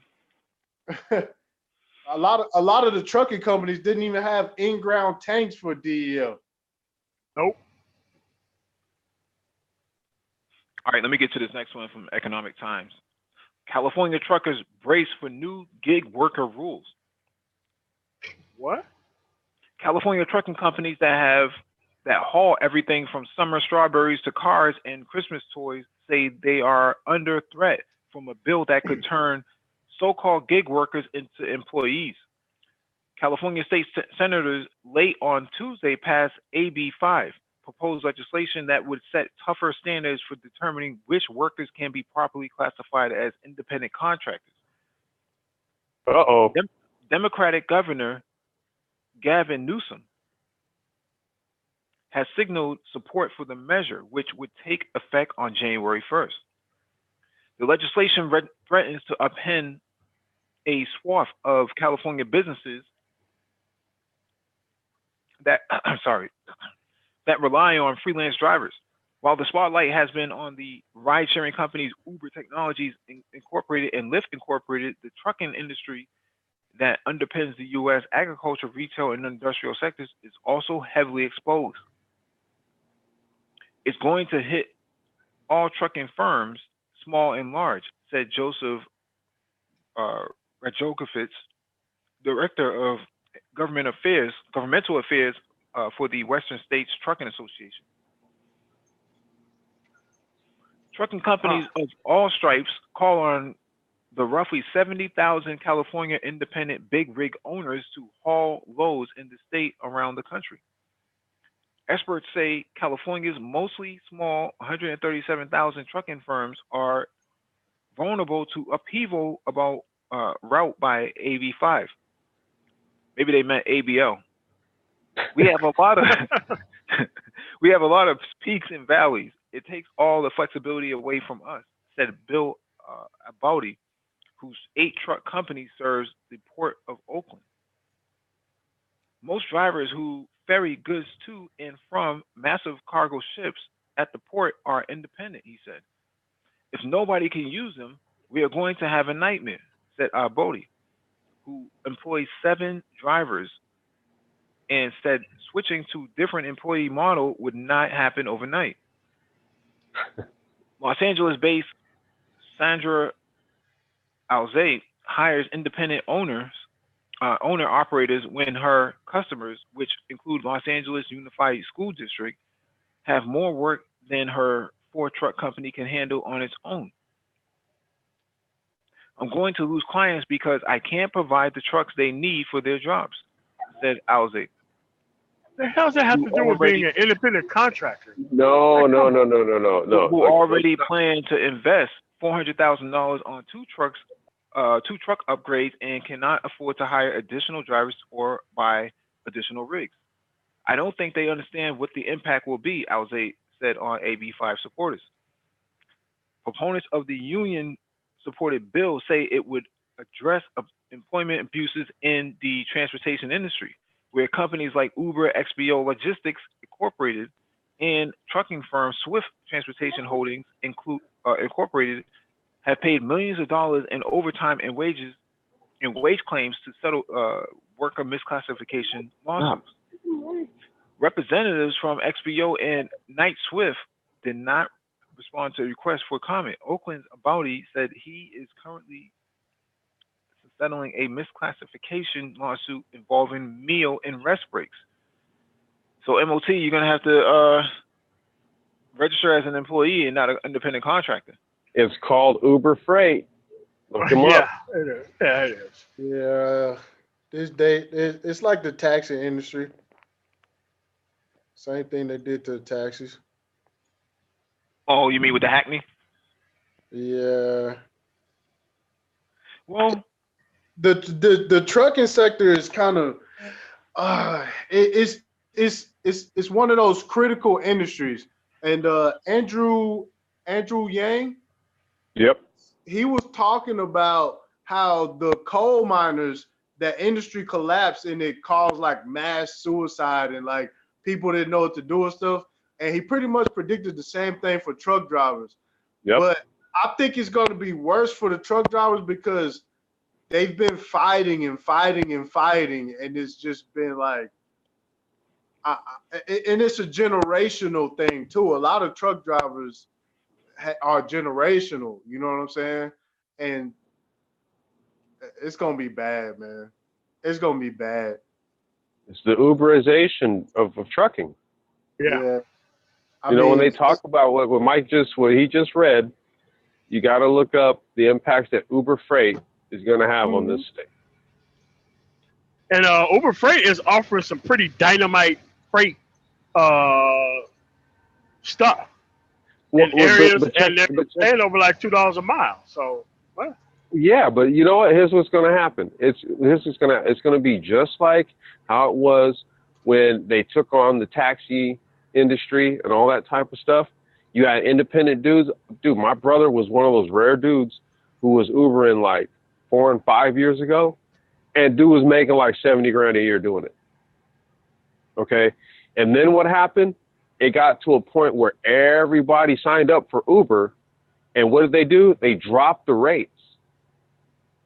Okay, so it's kind of like you have to look at this gig economy thing. These things always operate in a bubble, right? There's the initial adoption of the new platform. You know, just imagine, dude, like you just pop your phone up, bloop, bloop, bloop. Oh, I'm gonna accept that freight. You go out, go make your money real quick, come back. Like this is literally how easy it's gotten. They're just going to then legislate that you just have to have a certain type of insurance, so you're good to go. I know I was listening when I was coming on my way home, something about how they were pushing for like illegal immigrants to get CDLs or something. I think Ty City was mentioning that. Yeah. Okay. They tried it. Yeah, they was doing it out in California. Yeah. Right. That's what I'm saying. So now look, you add Uber to the mix. I mean, you know, it's the Wild West of trucking. It's not really though. I'm telling you, it's gonna be a crazy, abrupt end out of nowhere because commercial insurance is through the roof right now, and the overhead of a trucking company. If a lot of people got into it, but I don't think they understand the business. They got into it and they treated it like a job. Well, no, but see, you just heard what Mike just read. There's a lady who has a company. One of her contract customers is the LA Unified School District. What does she say that she does? When she's short of staff, she hits some dudes up, got a contract. So in this new model, what she's going to do, she's going to bust out her phone and request that somebody with a truck come and pick up her freight and go haul it to the LA Unified School District warehouses or something. And somebody's going to pull up their Uber app and accept the job, and they're going to do it real quick. That's what I mean. That's how it's changed. I don't mean to be doom and gloom, but man, I don't see the rates popping back up to like, I don't see it, man. This is why you go out and get individual customers, because individual customers do not have all that time to be waiting on individual platforms to be trying to go toward a price point so that way they can move stuff. But now see, that's the best time better than what ever. I'm saying. See, somebody who got experience, they know they're not gonna have any deadheads. They're not finna haul cheap freight. They built relationships already. All these new people, they finna, man. Well, what I'm saying is this: it's the thing about it is that it's the businesses that are going to take the hit. So all of those people, like the clients who need the truckers to come and pick up object A and move it to place B, okay, that the company that did that used to do that for them, then is probably going to go under because it's harder and harder for them to stay in business. See, so that means then that what I'm saying is that means that the person who needs object A moved to place B is going to then say, all right, well, let me get my Uber freight account and let me start ordering up my drivers. That's right. You know what? I would rather it be that way. But you know what? All right, well, I can see it working that way. But these shipping companies have been in such high profit margin for so long that they will undercut everybody, and the rates will get so low that they will choke everybody out. They can't undercut Uber. They can't. How are you going to undercut Uber? I'm telling you, man. No. I'm saying literally, no. Now you have to look at it because you got to look at what Uber is fundamentally. So I'm saying they're a tech company. No, I understand. Uber is just pretty much the frame that they're operating within. They don't own. So how you gonna undercut them? They couldn't possibly pay the rates that Uber could pay truck drivers. Well, what I'm saying I guarantee you. Listen. When it comes to a truck, the insurance, the fueling, all that stuff, the rates can only go so low. The rates are going to go lower than what Uber can get people to take them, and these mega carriers will go that low. The way they underbid people and they will underbid the competition until they fold up. No, you gotta understand how Uber works. Okay, see, because Uber can actually accept a lower bid. They have, like I said, they're a tech company. The infrastructure for what they would need to utilize for this has already been built because they've used it for regular regular ride sharing. So all you're going to do is just kind of customize the platform for freight movement, right? For freight movement. Okay. So what they can do is they can actually accept a lower bid and pay higher. But this is the difference between ride sharing and freight is freight they already have brokerages and stuff like that. They already have the middleman stuff already built into it already. Mm-hmm. And that's what I'm saying. Like these brokerages and stuff, they can't change the commercial insurance. They can't change the fuel that it takes. They can't change. These mega carriers are buying fuel so cheap. They buying it they locking in prices 2 years, 3 years, 4 years in a row. You know what I'm saying? They already they trust me, bro. These mega carriers are in the game. They in the game. Well, no, what I'm saying is they've been the game. You have because look, you can't look at this as anything different right, that hasn't been subjected to a disruptive technology. That's why I'm like, okay, to assume that the commonplace model that has been the model is immune to disruption by technology. Well, you have no further to look than the article that Mike just read. And I'm telling you, it falls in line with everything else that we've been talking about in terms of like autonomous trucking and all that type of stuff. This Uber Freight falls in line. It largely minimalizes all of that bloat, right? In between the point A and point B, Uber's technology minimizes the bloat. That's why I said they could accept a lower bid and pay higher, and still make a profit.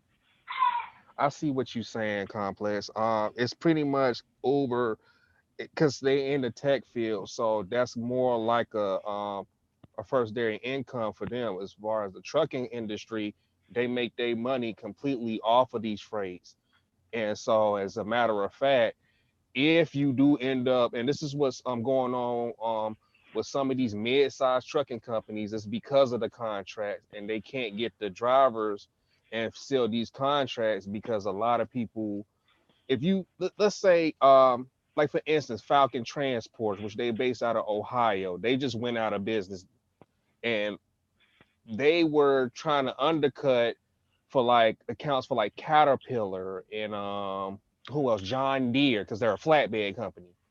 Well, if you got over 500 trucks and you're contracted to with these trucks and you taking them out of freight from these customers, there's only so much you can underbid because you got to pay the operation costs for each truck. Because to be honest with you, just on fuel alone, you're paying about $1,100 a week, and you can times that by 4, and you can times that by the year alone. So if you're underbidding where you can't even pay the truck fuel, you wasting your time. You're not even making any money off on that truck. But that's what I'm saying. These drivers aren't buying 40, 50,000 gallons at a time. It's called an Uber fuel card. The same thing they gave their drivers. They gave them discounted fuel.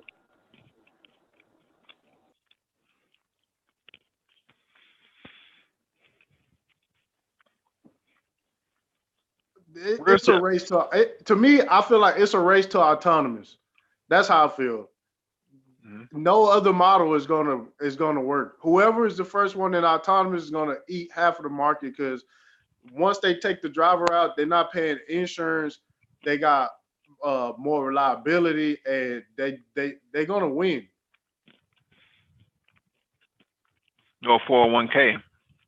Yeah, no 401k.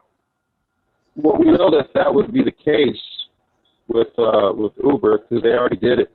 So that's what they're doing right now with their regular drivers. The plan is to replace them with autonomous cars.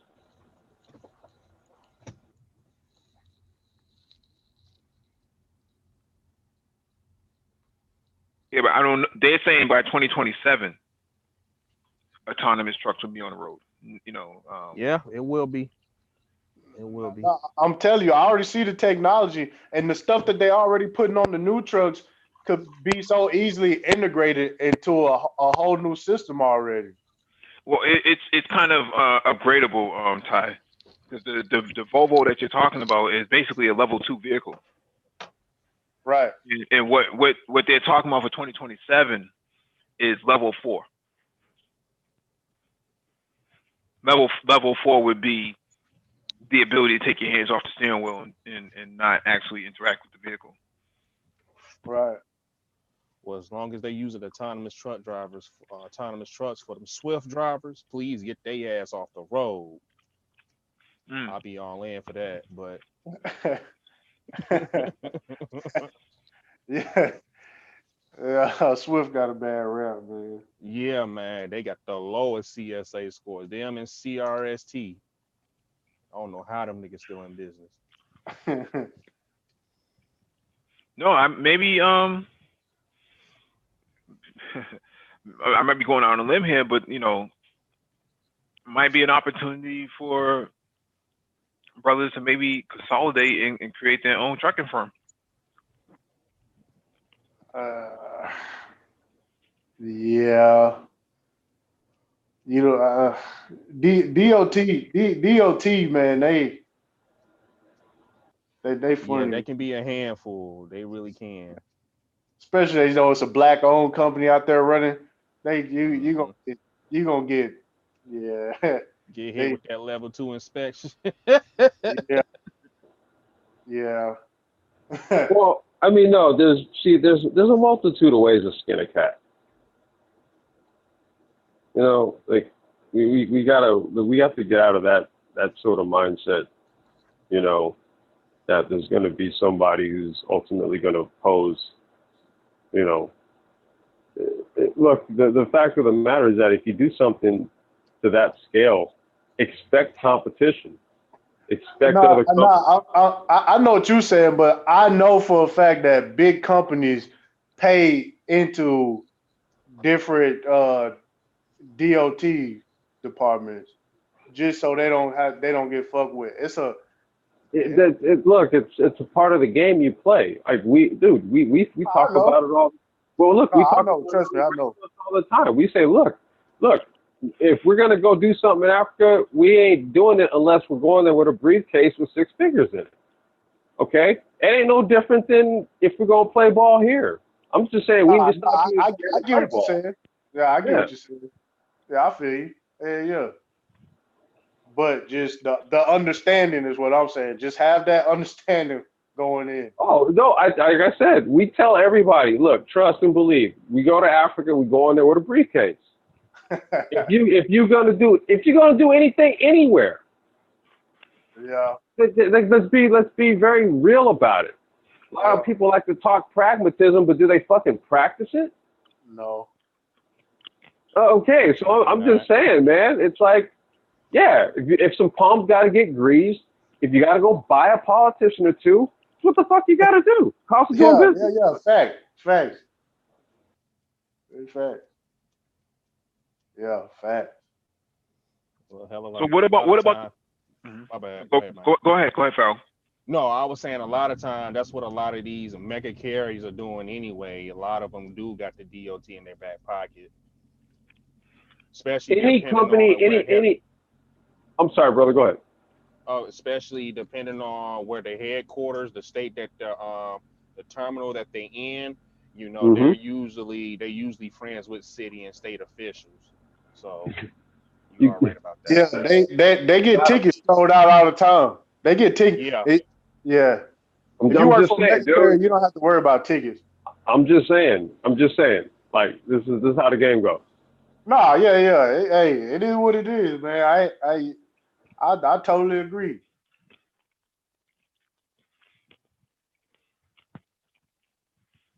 I look at trucking and I feel like it is, but I feel like a lot of people miss the trucking boat, dog. And I don't see the rates coming back. I just don't. I don't. I think from here on out, it's a race to autonomous. That's why all of these plans are 5 years away. You know what I'm saying? Not 15, 20. But Ty, that's why I told you, you have to look at what's going to happen with this whole Uber freight thing as a bubble. Oh, okay? No, the rates are going to be very good for, I won't say, I don't know how short of a time, but the rates will be very good for basically you're going to get an industry shift, right? That's going to go on to using some sort of app-based or mobile platform, and you'll see other companies pop up to kind of do the same thing, to serve as a competitor to Uber. But trust and believe, you'll see that bubble, and then when that bubble bursts, that's when you see the pivot to full autonomy and exactly what you're saying. Yeah. And see, even the best rates now are just average rates compared to, man, maybe like a year ago, probably. What about smaller trucks, like the I guess non-CDL? I'm starting to see a lot of Sprinter vans. Hot shots. Yeah, Sprinter vans yeah, or hot shot. expedited vans. Yeah. I'm seeing a lot of people get those vans daily and slap a label on the side of it and call themselves a trucking company. Yeah. Or Yep. even so far as the 3500 series Chevrolet and GMC trucks, as well as the F350s, F450s, Yeah. like with the gooseneck. Yeah, those are hot shots, and they actually got good rates. It's actually cheaper to operate them too because they don't have as much regulation and insurance and stuff like that. Okay, so I guess my question is, when you're That's talking what I about, would do. That's what I say, would say, do. say I'd for give instance, me a King Ranch or a Laramie or something. That's what I would do. Yeah, well, that's what a okay, lot well, of I people mean, want. Go ahead.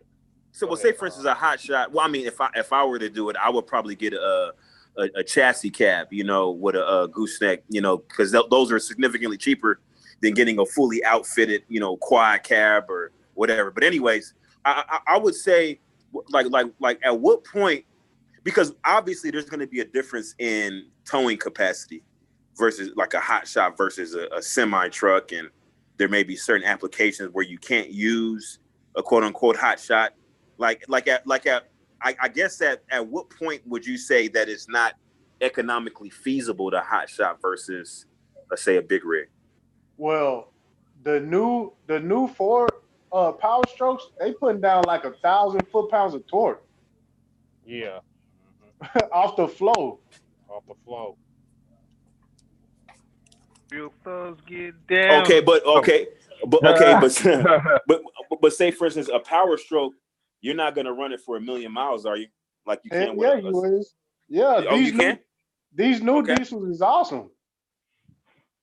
They especially with the Power Stroke when they went to the 7.6, it's pretty much the same engine for the last, like, they just been fine tuning it. And now they made it to where even maintenance is easy on it. Like the new Dodges, like all these new heavy duty trucks, they decent. They nice. That's what I would do. I would do that. I wouldn't get into a big rig. I would do hot shot like that. I'll probably run You from can Dallas to Houston. That's what I would I'm do. going to tell you right now, a good business is taking those very trucks and hybridizing them. What do you mean hybridize them? Like hybridize them, basically what you're going to do is an easy way to hybridize like a heavy duty truck like that without like changing, like heavily modifying like the frame or the engine or having to do any of that, is basically you have a secondary ECU that runs. And so maybe like at low idle, what you'll do is it'll cut off and it'll cut on a motor, and the motor is attached to the drive shaft. You see, so what the electric motor does is it powers out the drive shaft back. So you don't have to do any modifications to the actual engine itself.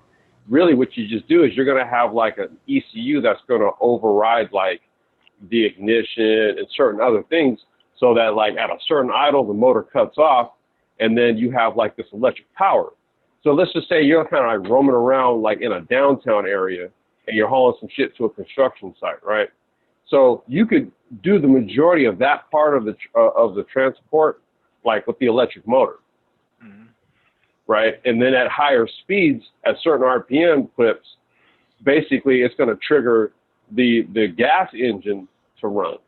And then the rotation off the drive shaft basically feeds a reverse loop charge into the motor, which then charges the battery on some regen shit. So there's like that. So like bro, Jack Charles is in the chat, so shout out to him. He mentioned that like one area of this industry coming online that sees a growth trajectory is in like manufacturing components, hybrid drive systems and stuff like that. So you could take pre-existing vehicles and you can hybridize them. It doesn't necessarily have to be that you're making like straight up electric vehicle from the ground up. Like you got trucks that could be had on the cheap that could be converted. But with Ford coming out with the F-150 EV by 2020 or 2021. I don't know. I mean, that they said it's pulling up to 1 million pounds on a freight train, or on a freight train cart. Yeah, on wheels. Yeah. Yeah, I mean, would that be worth it? I mean, can you hot shot with an F-150? They, I think it's not more of when they do the class on the trucks. It's more of the chassis, not necessarily the power that it makes. Right. It's the chassis. It basically the structural rigidity of the chassis gives it a certain classification. Mm-hmm. And Ford, let it be known that Ford is a cheater when it comes to classifying their trucks. That is why they made all the new ones out of aluminum, so they can keep saying best in class. That's a fact. Well, I don't know if you want to. I don't know if you want to be doing like what you call hot shotting with an aluminum chassis. I would think you probably want something with some more structural rigidity. Oh no! All these new Super Duties, they pulling aluminum body. They actually picked up. They used the frame to like pick up like trucks. I remember seeing it. They had it at the state fair. The actual frame of the new Super Duty, and it's pretty stout. I mean, there's something to be said about structural engineering as well. Making something stronger with lighter material. So we have to assume that there's been some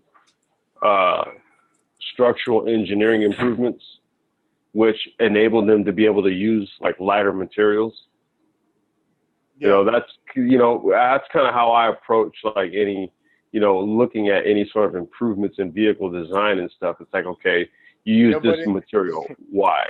It's still not a good look when you see a Chevy commercial and they throw the toolbox in the back and it pierces right through the bottom of the truck. Well, that was not a good look. That's what I'm saying. Like, I mean, but obviously for most people's applications, most people are not gonna really need an insane amount of structural rigidity because, a lot of that structural rigidity, it really pertains to payload and goosenecking, because that goosenecking is going to put it really has an effect on your payload, because your payload is a goosenecking. You're actually putting a weight into the actual bed of the truck. You say goosenecking or goose stepping? Goosenecking, like that trailer right there is a gooseneck. Oh, right, that right there is a gooseneck. Yeah, I thought you meant goose stepping, like how they do to some of these Dusty Beta Mill.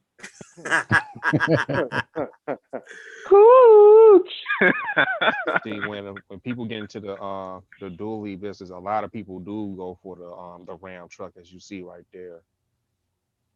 Because goosenecking Cummins engines, so that's why. Well, I was gonna say there's this, goosenecking. One is pulling, the other's one is it's how you're pulling the weight, right? Yeah. If the weight is strapped to the rear of the truck versus over the rear axle. Mm-hmm. And how would you gooseneck, right? It would be like how you see in the photo right here. To gooseneck, to gooseneck, you got to have a bed. Yep. Right, and basically where you're hooking. Well, number one, you're running it's a gooseneck trailer, so usually it has that overhang, and so what it does is it connects to the hitch, which sits over the axles. So it centralizes the pulling point. Right. I'm sorry. I meant hot shotting.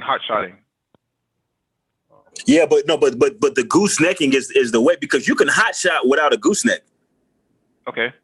But I think that for like if you're towing heavy loads, from my understanding, I've never done this before, but I got a dude that I know in Houston that was his business. He I don't know what it was called hot shotting, but that's what he did. He had a Dodge Ram, he had a dually, actually had a couple of them.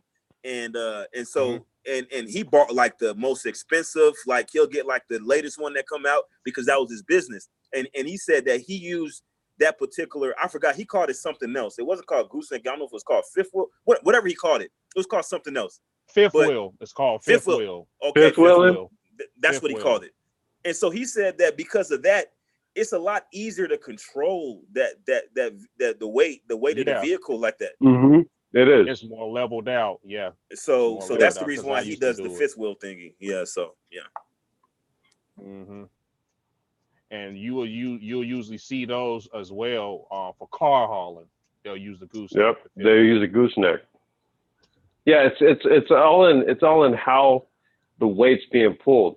If Mhm. if the hitch point is across the rear axles, then the tow vehicle doesn't feel it as a pulling weight. It feels it as like it actually kind of makes the other apparatus a part of the entire moving mass.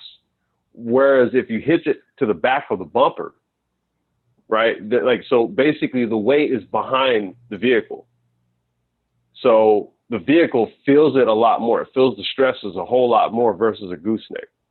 Mhm. And trust me on this. I've pulled many trailer full of race carts to events and shit, and I know the difference between the two. It moves But the then, leverage. It moves the leverage point further away from the steering. Right, and it's scary as hell if you got to drive in mountains and shit. If you're towing it from the back, right, versus if that shit is gooseneck, man, it's scary as fuck. but then once you decide to go that goosenecking route, now you have a fixture in your bed. So even like if when you unhook from the trailer, now you have a fixture in your bed, so that may interfere with other things you want to do. Like for instance, some people actually Oh no, they'll put a these No, I was gonna say the gooseneck. these Yeah, work trucks. but You yeah, work yeah, this. Yeah, you that's know, this but a work truck. But but some people actually like say for instance like when I would go to like little biking events, right? I would see people towing stuff, but they would do like the actual tow hitch because they would have a camper shell in their bed. You see what I'm saying? So you can't gooseneck if you got a camper shell in your bed. no, but that's what Ty is saying, man. Like the only trucks that you throw a gooseneck hitch in is a straight up work truck, and that's typically gonna be like a dually. Dually, yeah. Yeah, I wouldn't. I had a F-250, and for everyday vehicle, they ride rough. What about these old international They going up in value. Yep. Going up Look, in hey, Mike, when we do the national events, we pull. So the trailer is literally for a funny car dragster, and we pull it with one of those.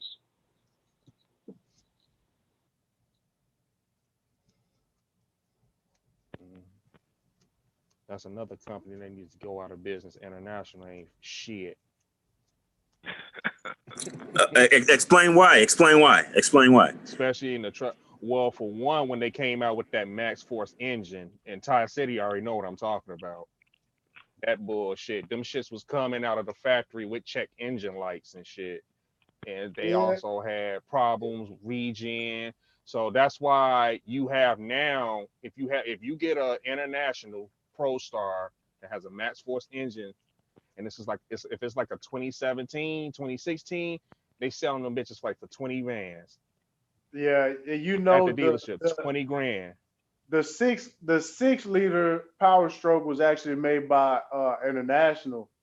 The partnership between International and Ford was called Navistar, and Navistar, yeah. what happened was the engine was never intended to have emissions on it. It was a straight engine, and Ford Mm-hmm. put EGRs and all this stuff, and they failed a lot, Mm-hmm. and it kind of gave the engine a bad rap. But a lot of people, including mine, my F-250 was a 6 liter, and I deleted all that stuff, and I never had Yeah, any problems out of that delete stuff. and all that, regen, delete. Yeah. I just said trucking industry for international. Everything else, like work trucks, like box Oh yeah, trucks, yeah, or yeah. like for like towing out there in the the country fields, for, tearing down corn and shit. They're pretty good at that. I'm just saying in the trucking industry, And I tell them if that shit got a Max Force engine, you better off. If you want an international, you better off just going to get a Cummins engine on it. Yeah, international fell off because Bluebird was using international. Yeah, they sure was. Yep. And they started failing with children and people. They lost a lot with that. Mm-hmm. They were better off keeping Sterling. Yeah, yeah. I think Sterling got bought by Toyota. I think. Oh, for real? Yeah, Sterling and Hino, if I'm not mistaken. I think. Yeah, Wait, is that the same Sterling? I think so. No. Toyota owns Hino. I forgot who owned Sterling. Sterling died, didn't they die out? Hey, you know what, Mike? Yes, sir. That international MXT, for some reason, I get the Hummer H1 feel out of that for some reason. Is that just me, or do you guys feel that Hummer H1 vibe coming out of that? That's your military. Catching up with you. Yeah, I don't know what you're talking about there. I don't know. Now, what is that? A Tacoma? I would, It looks like a Tacoma. I would never. You said Ty said you said you would never get one of those? No. I would. Hey, listen, I would rock that, man. That look tight, man. I would rock that. With I some would dust? paint it. Nah.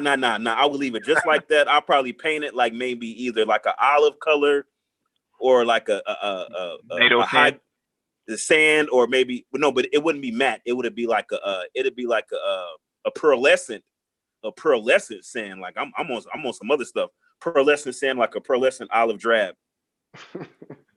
Yeah. 28s or 32s. No, just like it is. I want the those wheels on it, the black ones. What about the off-road tires? You're gonna need the off-road tires, right? Yeah. Just I take it just like that. I mean, you go through those mall parking lots, you go over those speed bumps. You're like, whoa, Nelly. No, the only speed bump I'm gonna be rolling over is Tie City Datsun.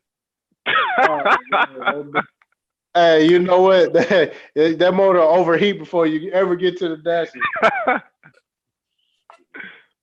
I would never, because I think Ford had the F650 or something like that. I think they might even been based on the same chassis.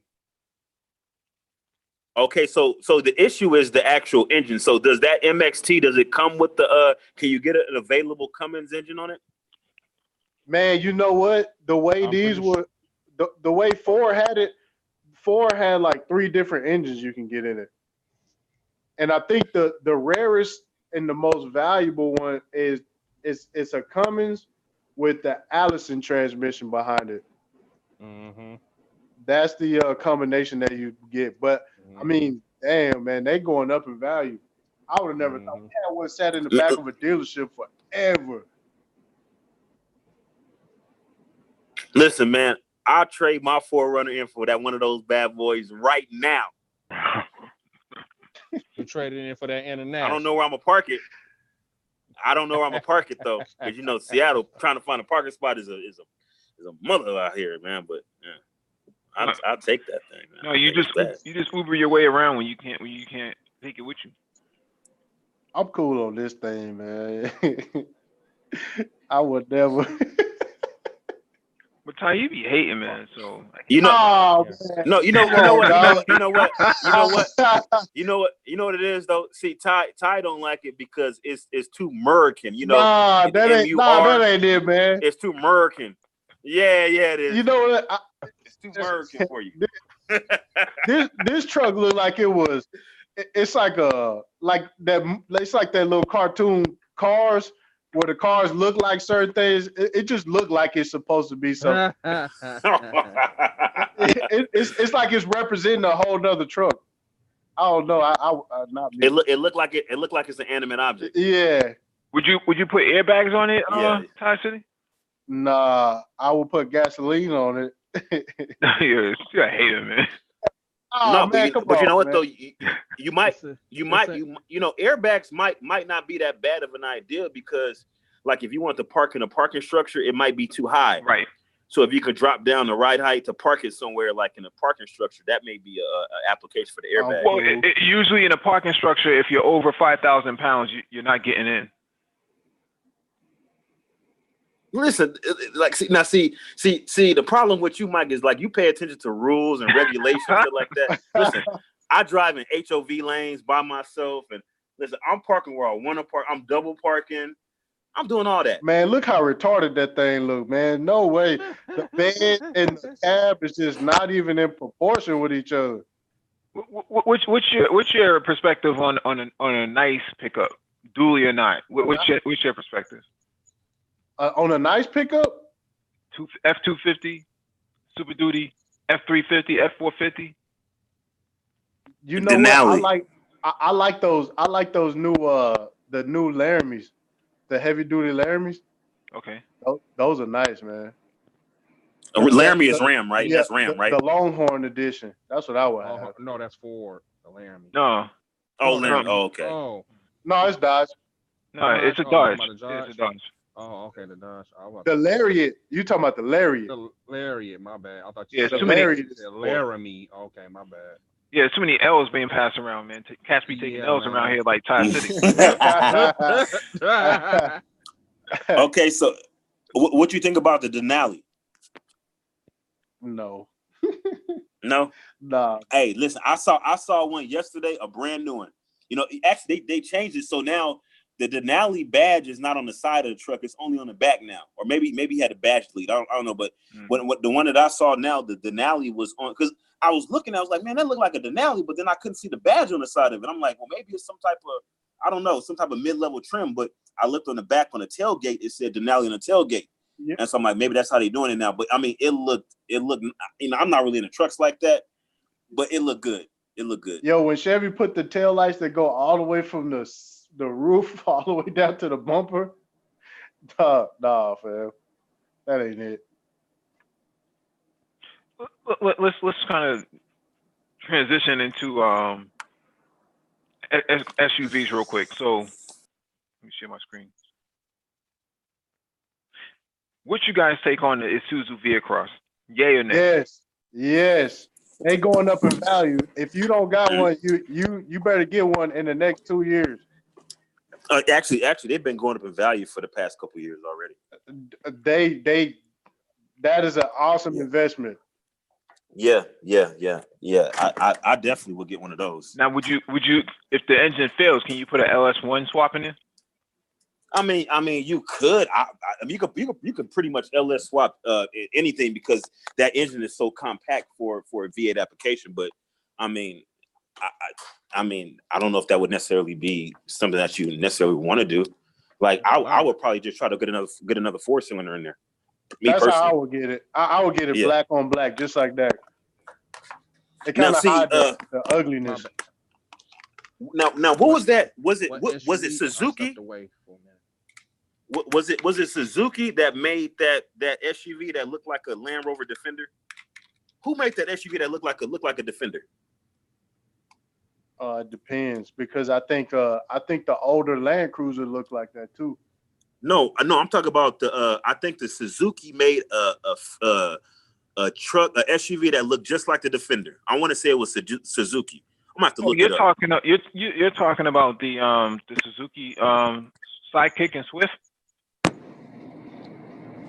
The name sounds familiar. I have the Jimny. The Jimmy. No. It was definitely Japanese. The Japanese car. I mean, Japanese SUV. It was a 2-door Japanese SUV. Hey, Mike, you looking at getting one of these Veracross? Maybe if I move to the continent or something like that, or I move to Haiti, yeah, I would like to own an SUV like that. Because I need to run away from a rhinoceros or something like that. Yo, the people who into these things, they are serious about them. You're not gonna find you're not gonna find an SUV like that ever again. Nah, they have to make it for everybody. They got to make cars for everybody now. Mm-hmm. What are you gonna say, Super Tris? I said,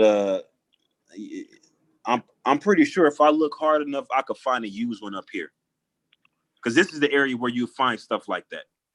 You'll find it up here in Seattle. Well, see, that's the beauty of these cars. Cars like this, people just they go so quick because so many people looking for them, and everybody's looking to catch somebody off guard.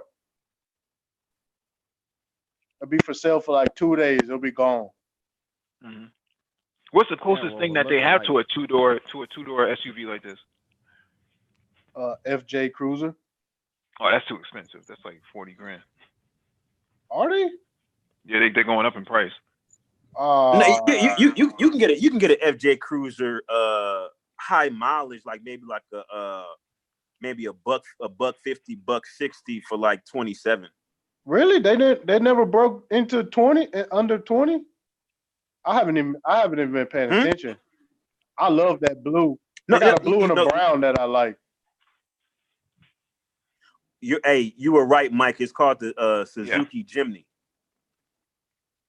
That's the SUV I would get because that reminds me of a Defender. That was back in the day, right? The 90s, like 90s.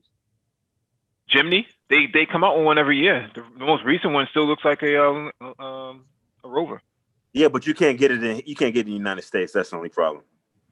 I think it's like something to do with the crash. They would have to design one specifically for the United States market because I think this one doesn't pass crash standards. The one that they got that they've been making. Look at this picture, man. Damn. Well, them some ugly ass SUVs, man. They ugly as a motherfucker, but they got some ground clearance. Yeah, you ain't gonna find out. Yeah, you're not gonna find out like that. What did I say that again? I had to get it all black. I said that's the beauty of it. You want it because it's quirky. Yeah, that's what make them unique.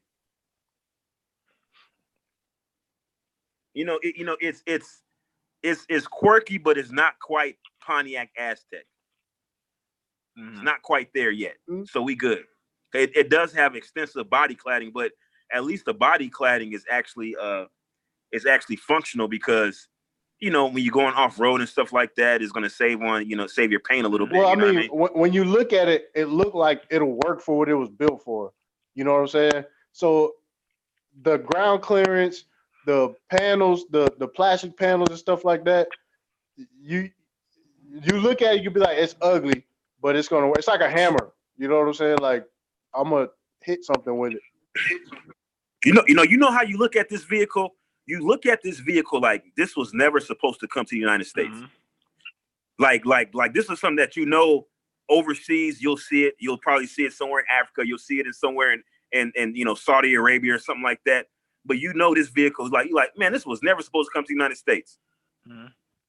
You got to get the yellow one though. Me? Yeah, you gotta get the yellow one. Why you say that? It works. The yellow works. The contrast works really good for that. Yeah, I think that when I think of these, I think of a yellow one too. That looks like a modified hood. I'm not sure if it's matted or vented.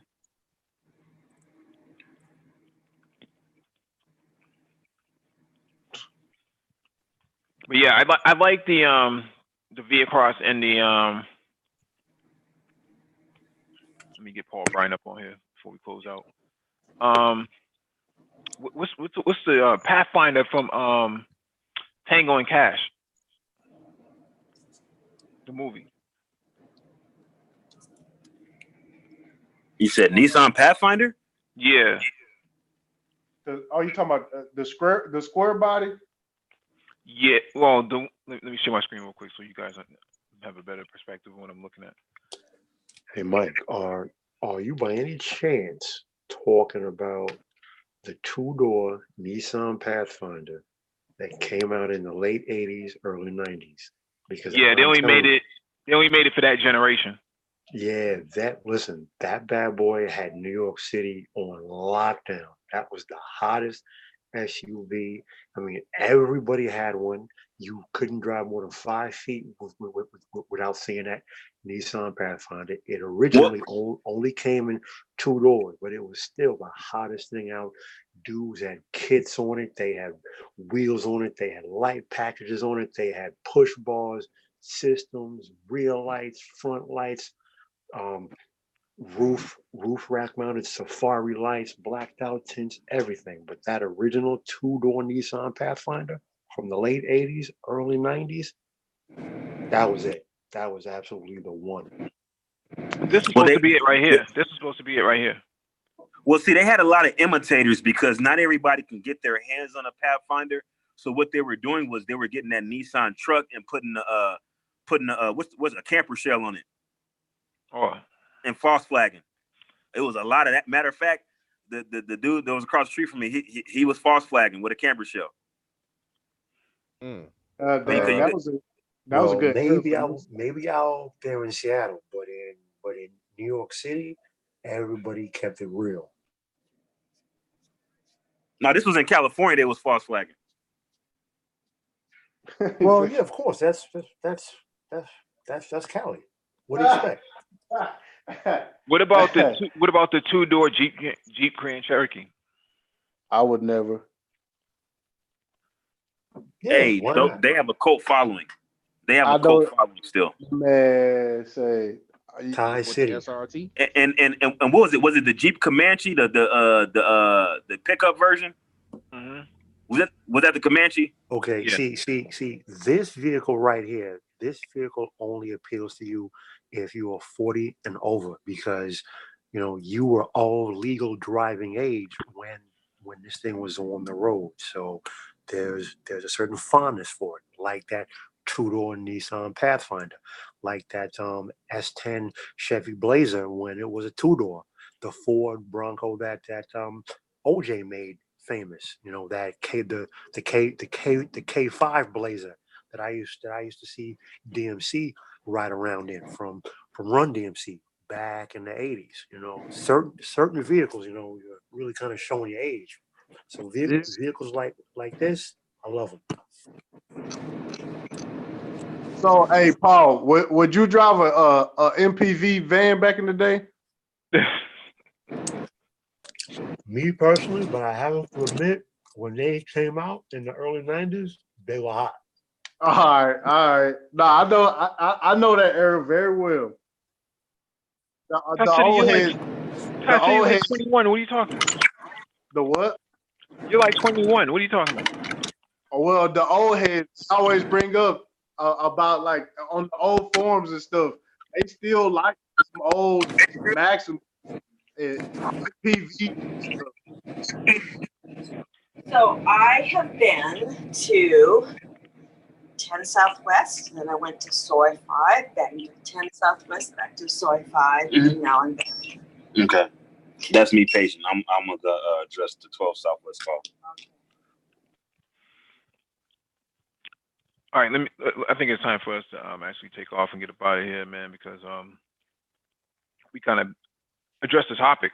I think we did a good job at it too. So yeah. So yeah, the truck drivers, they finna get faded. They won't even know what's gonna hit them. Well, in Germany, they use electrified trucks. So they have the overhead power line and the tractor trailer itself. It's actually connected to it on the auto. I think it's on the Autobahn. Oh, I haven't seen any electrified sections of the Autobahn in and near Cologne yet, but who knows? Just because I haven't seen it doesn't mean it isn't there. And Paul, Elon Musk is trying to trump up Laguna Seca times, and people are asking him, what about the Nuremberg time? Well, all I'll say is this. To quote Mike V, you have to take half of everything Elon Musk says with a grain of salt, because Elon Musk is a salesman as much as he is a businessman. And the next thing is, for me personally, any claims anyone makes, I am waiting to see. Until I see it, I don't believe it. I don't disagree, but I don't believe it. Germany tests its first electric highway for trucks. It's on the Autobahn. Wow. I wonder what section this is. 'Cause I haven't seen this on the I wonder how A55 long or it took them to the build that shit. A559 between Frankfurt and Darmstadt. Okay, well, see, I'm always on between Nuremberg and Cologne, so I haven't. But which makes sense. Frankfurt is actually the airline hub for Lufthansa. So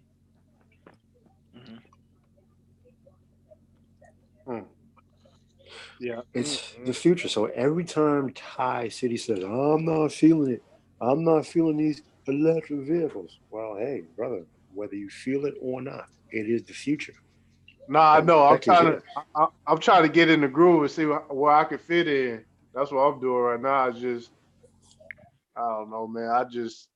Autonomous vehicles. I could just get just removing the driving experience is just. I'm not with all that, man. I know it's coming though. Same boat with you, Ty City.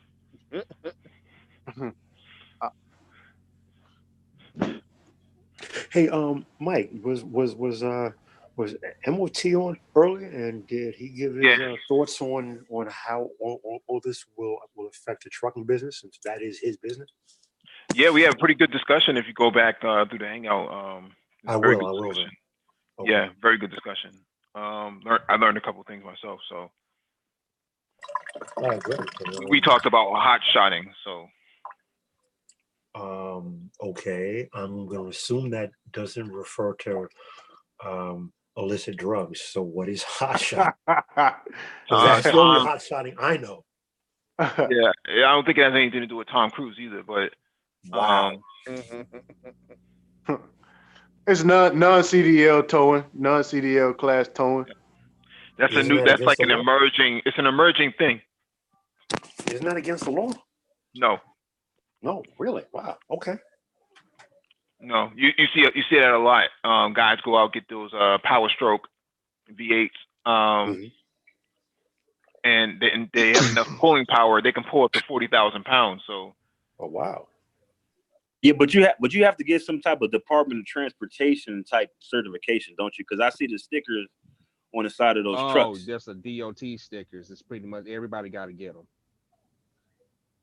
So what does that entail? Is that like an actual test, or what is that? DOT stickers is pretty much just a register of your car, your vehicle, pretty much. Because I have one on my I drive a Yeah, Bentley. So the same like the DOT, the MC, well not the MCN, your DOT number, and it comes with other numbers with your MC. Yeah, it's pretty much saying you're using public roads for commercial use. Public roads, yeah. Okay. I will catch the stream on the. I'll catch the replay of tonight's stream. And on that note, thank you for having me, and you gentlemen be safe. Have a good one, bro. And to the rest of you, please hit the like button if you have not already done so. Share the video if possible. Hit that notification bell so you get all the updates from the Black Brain Trust. And follow Triz on YouTube, youtube.com/Triz. And with that being said, man, we are out. Shalom.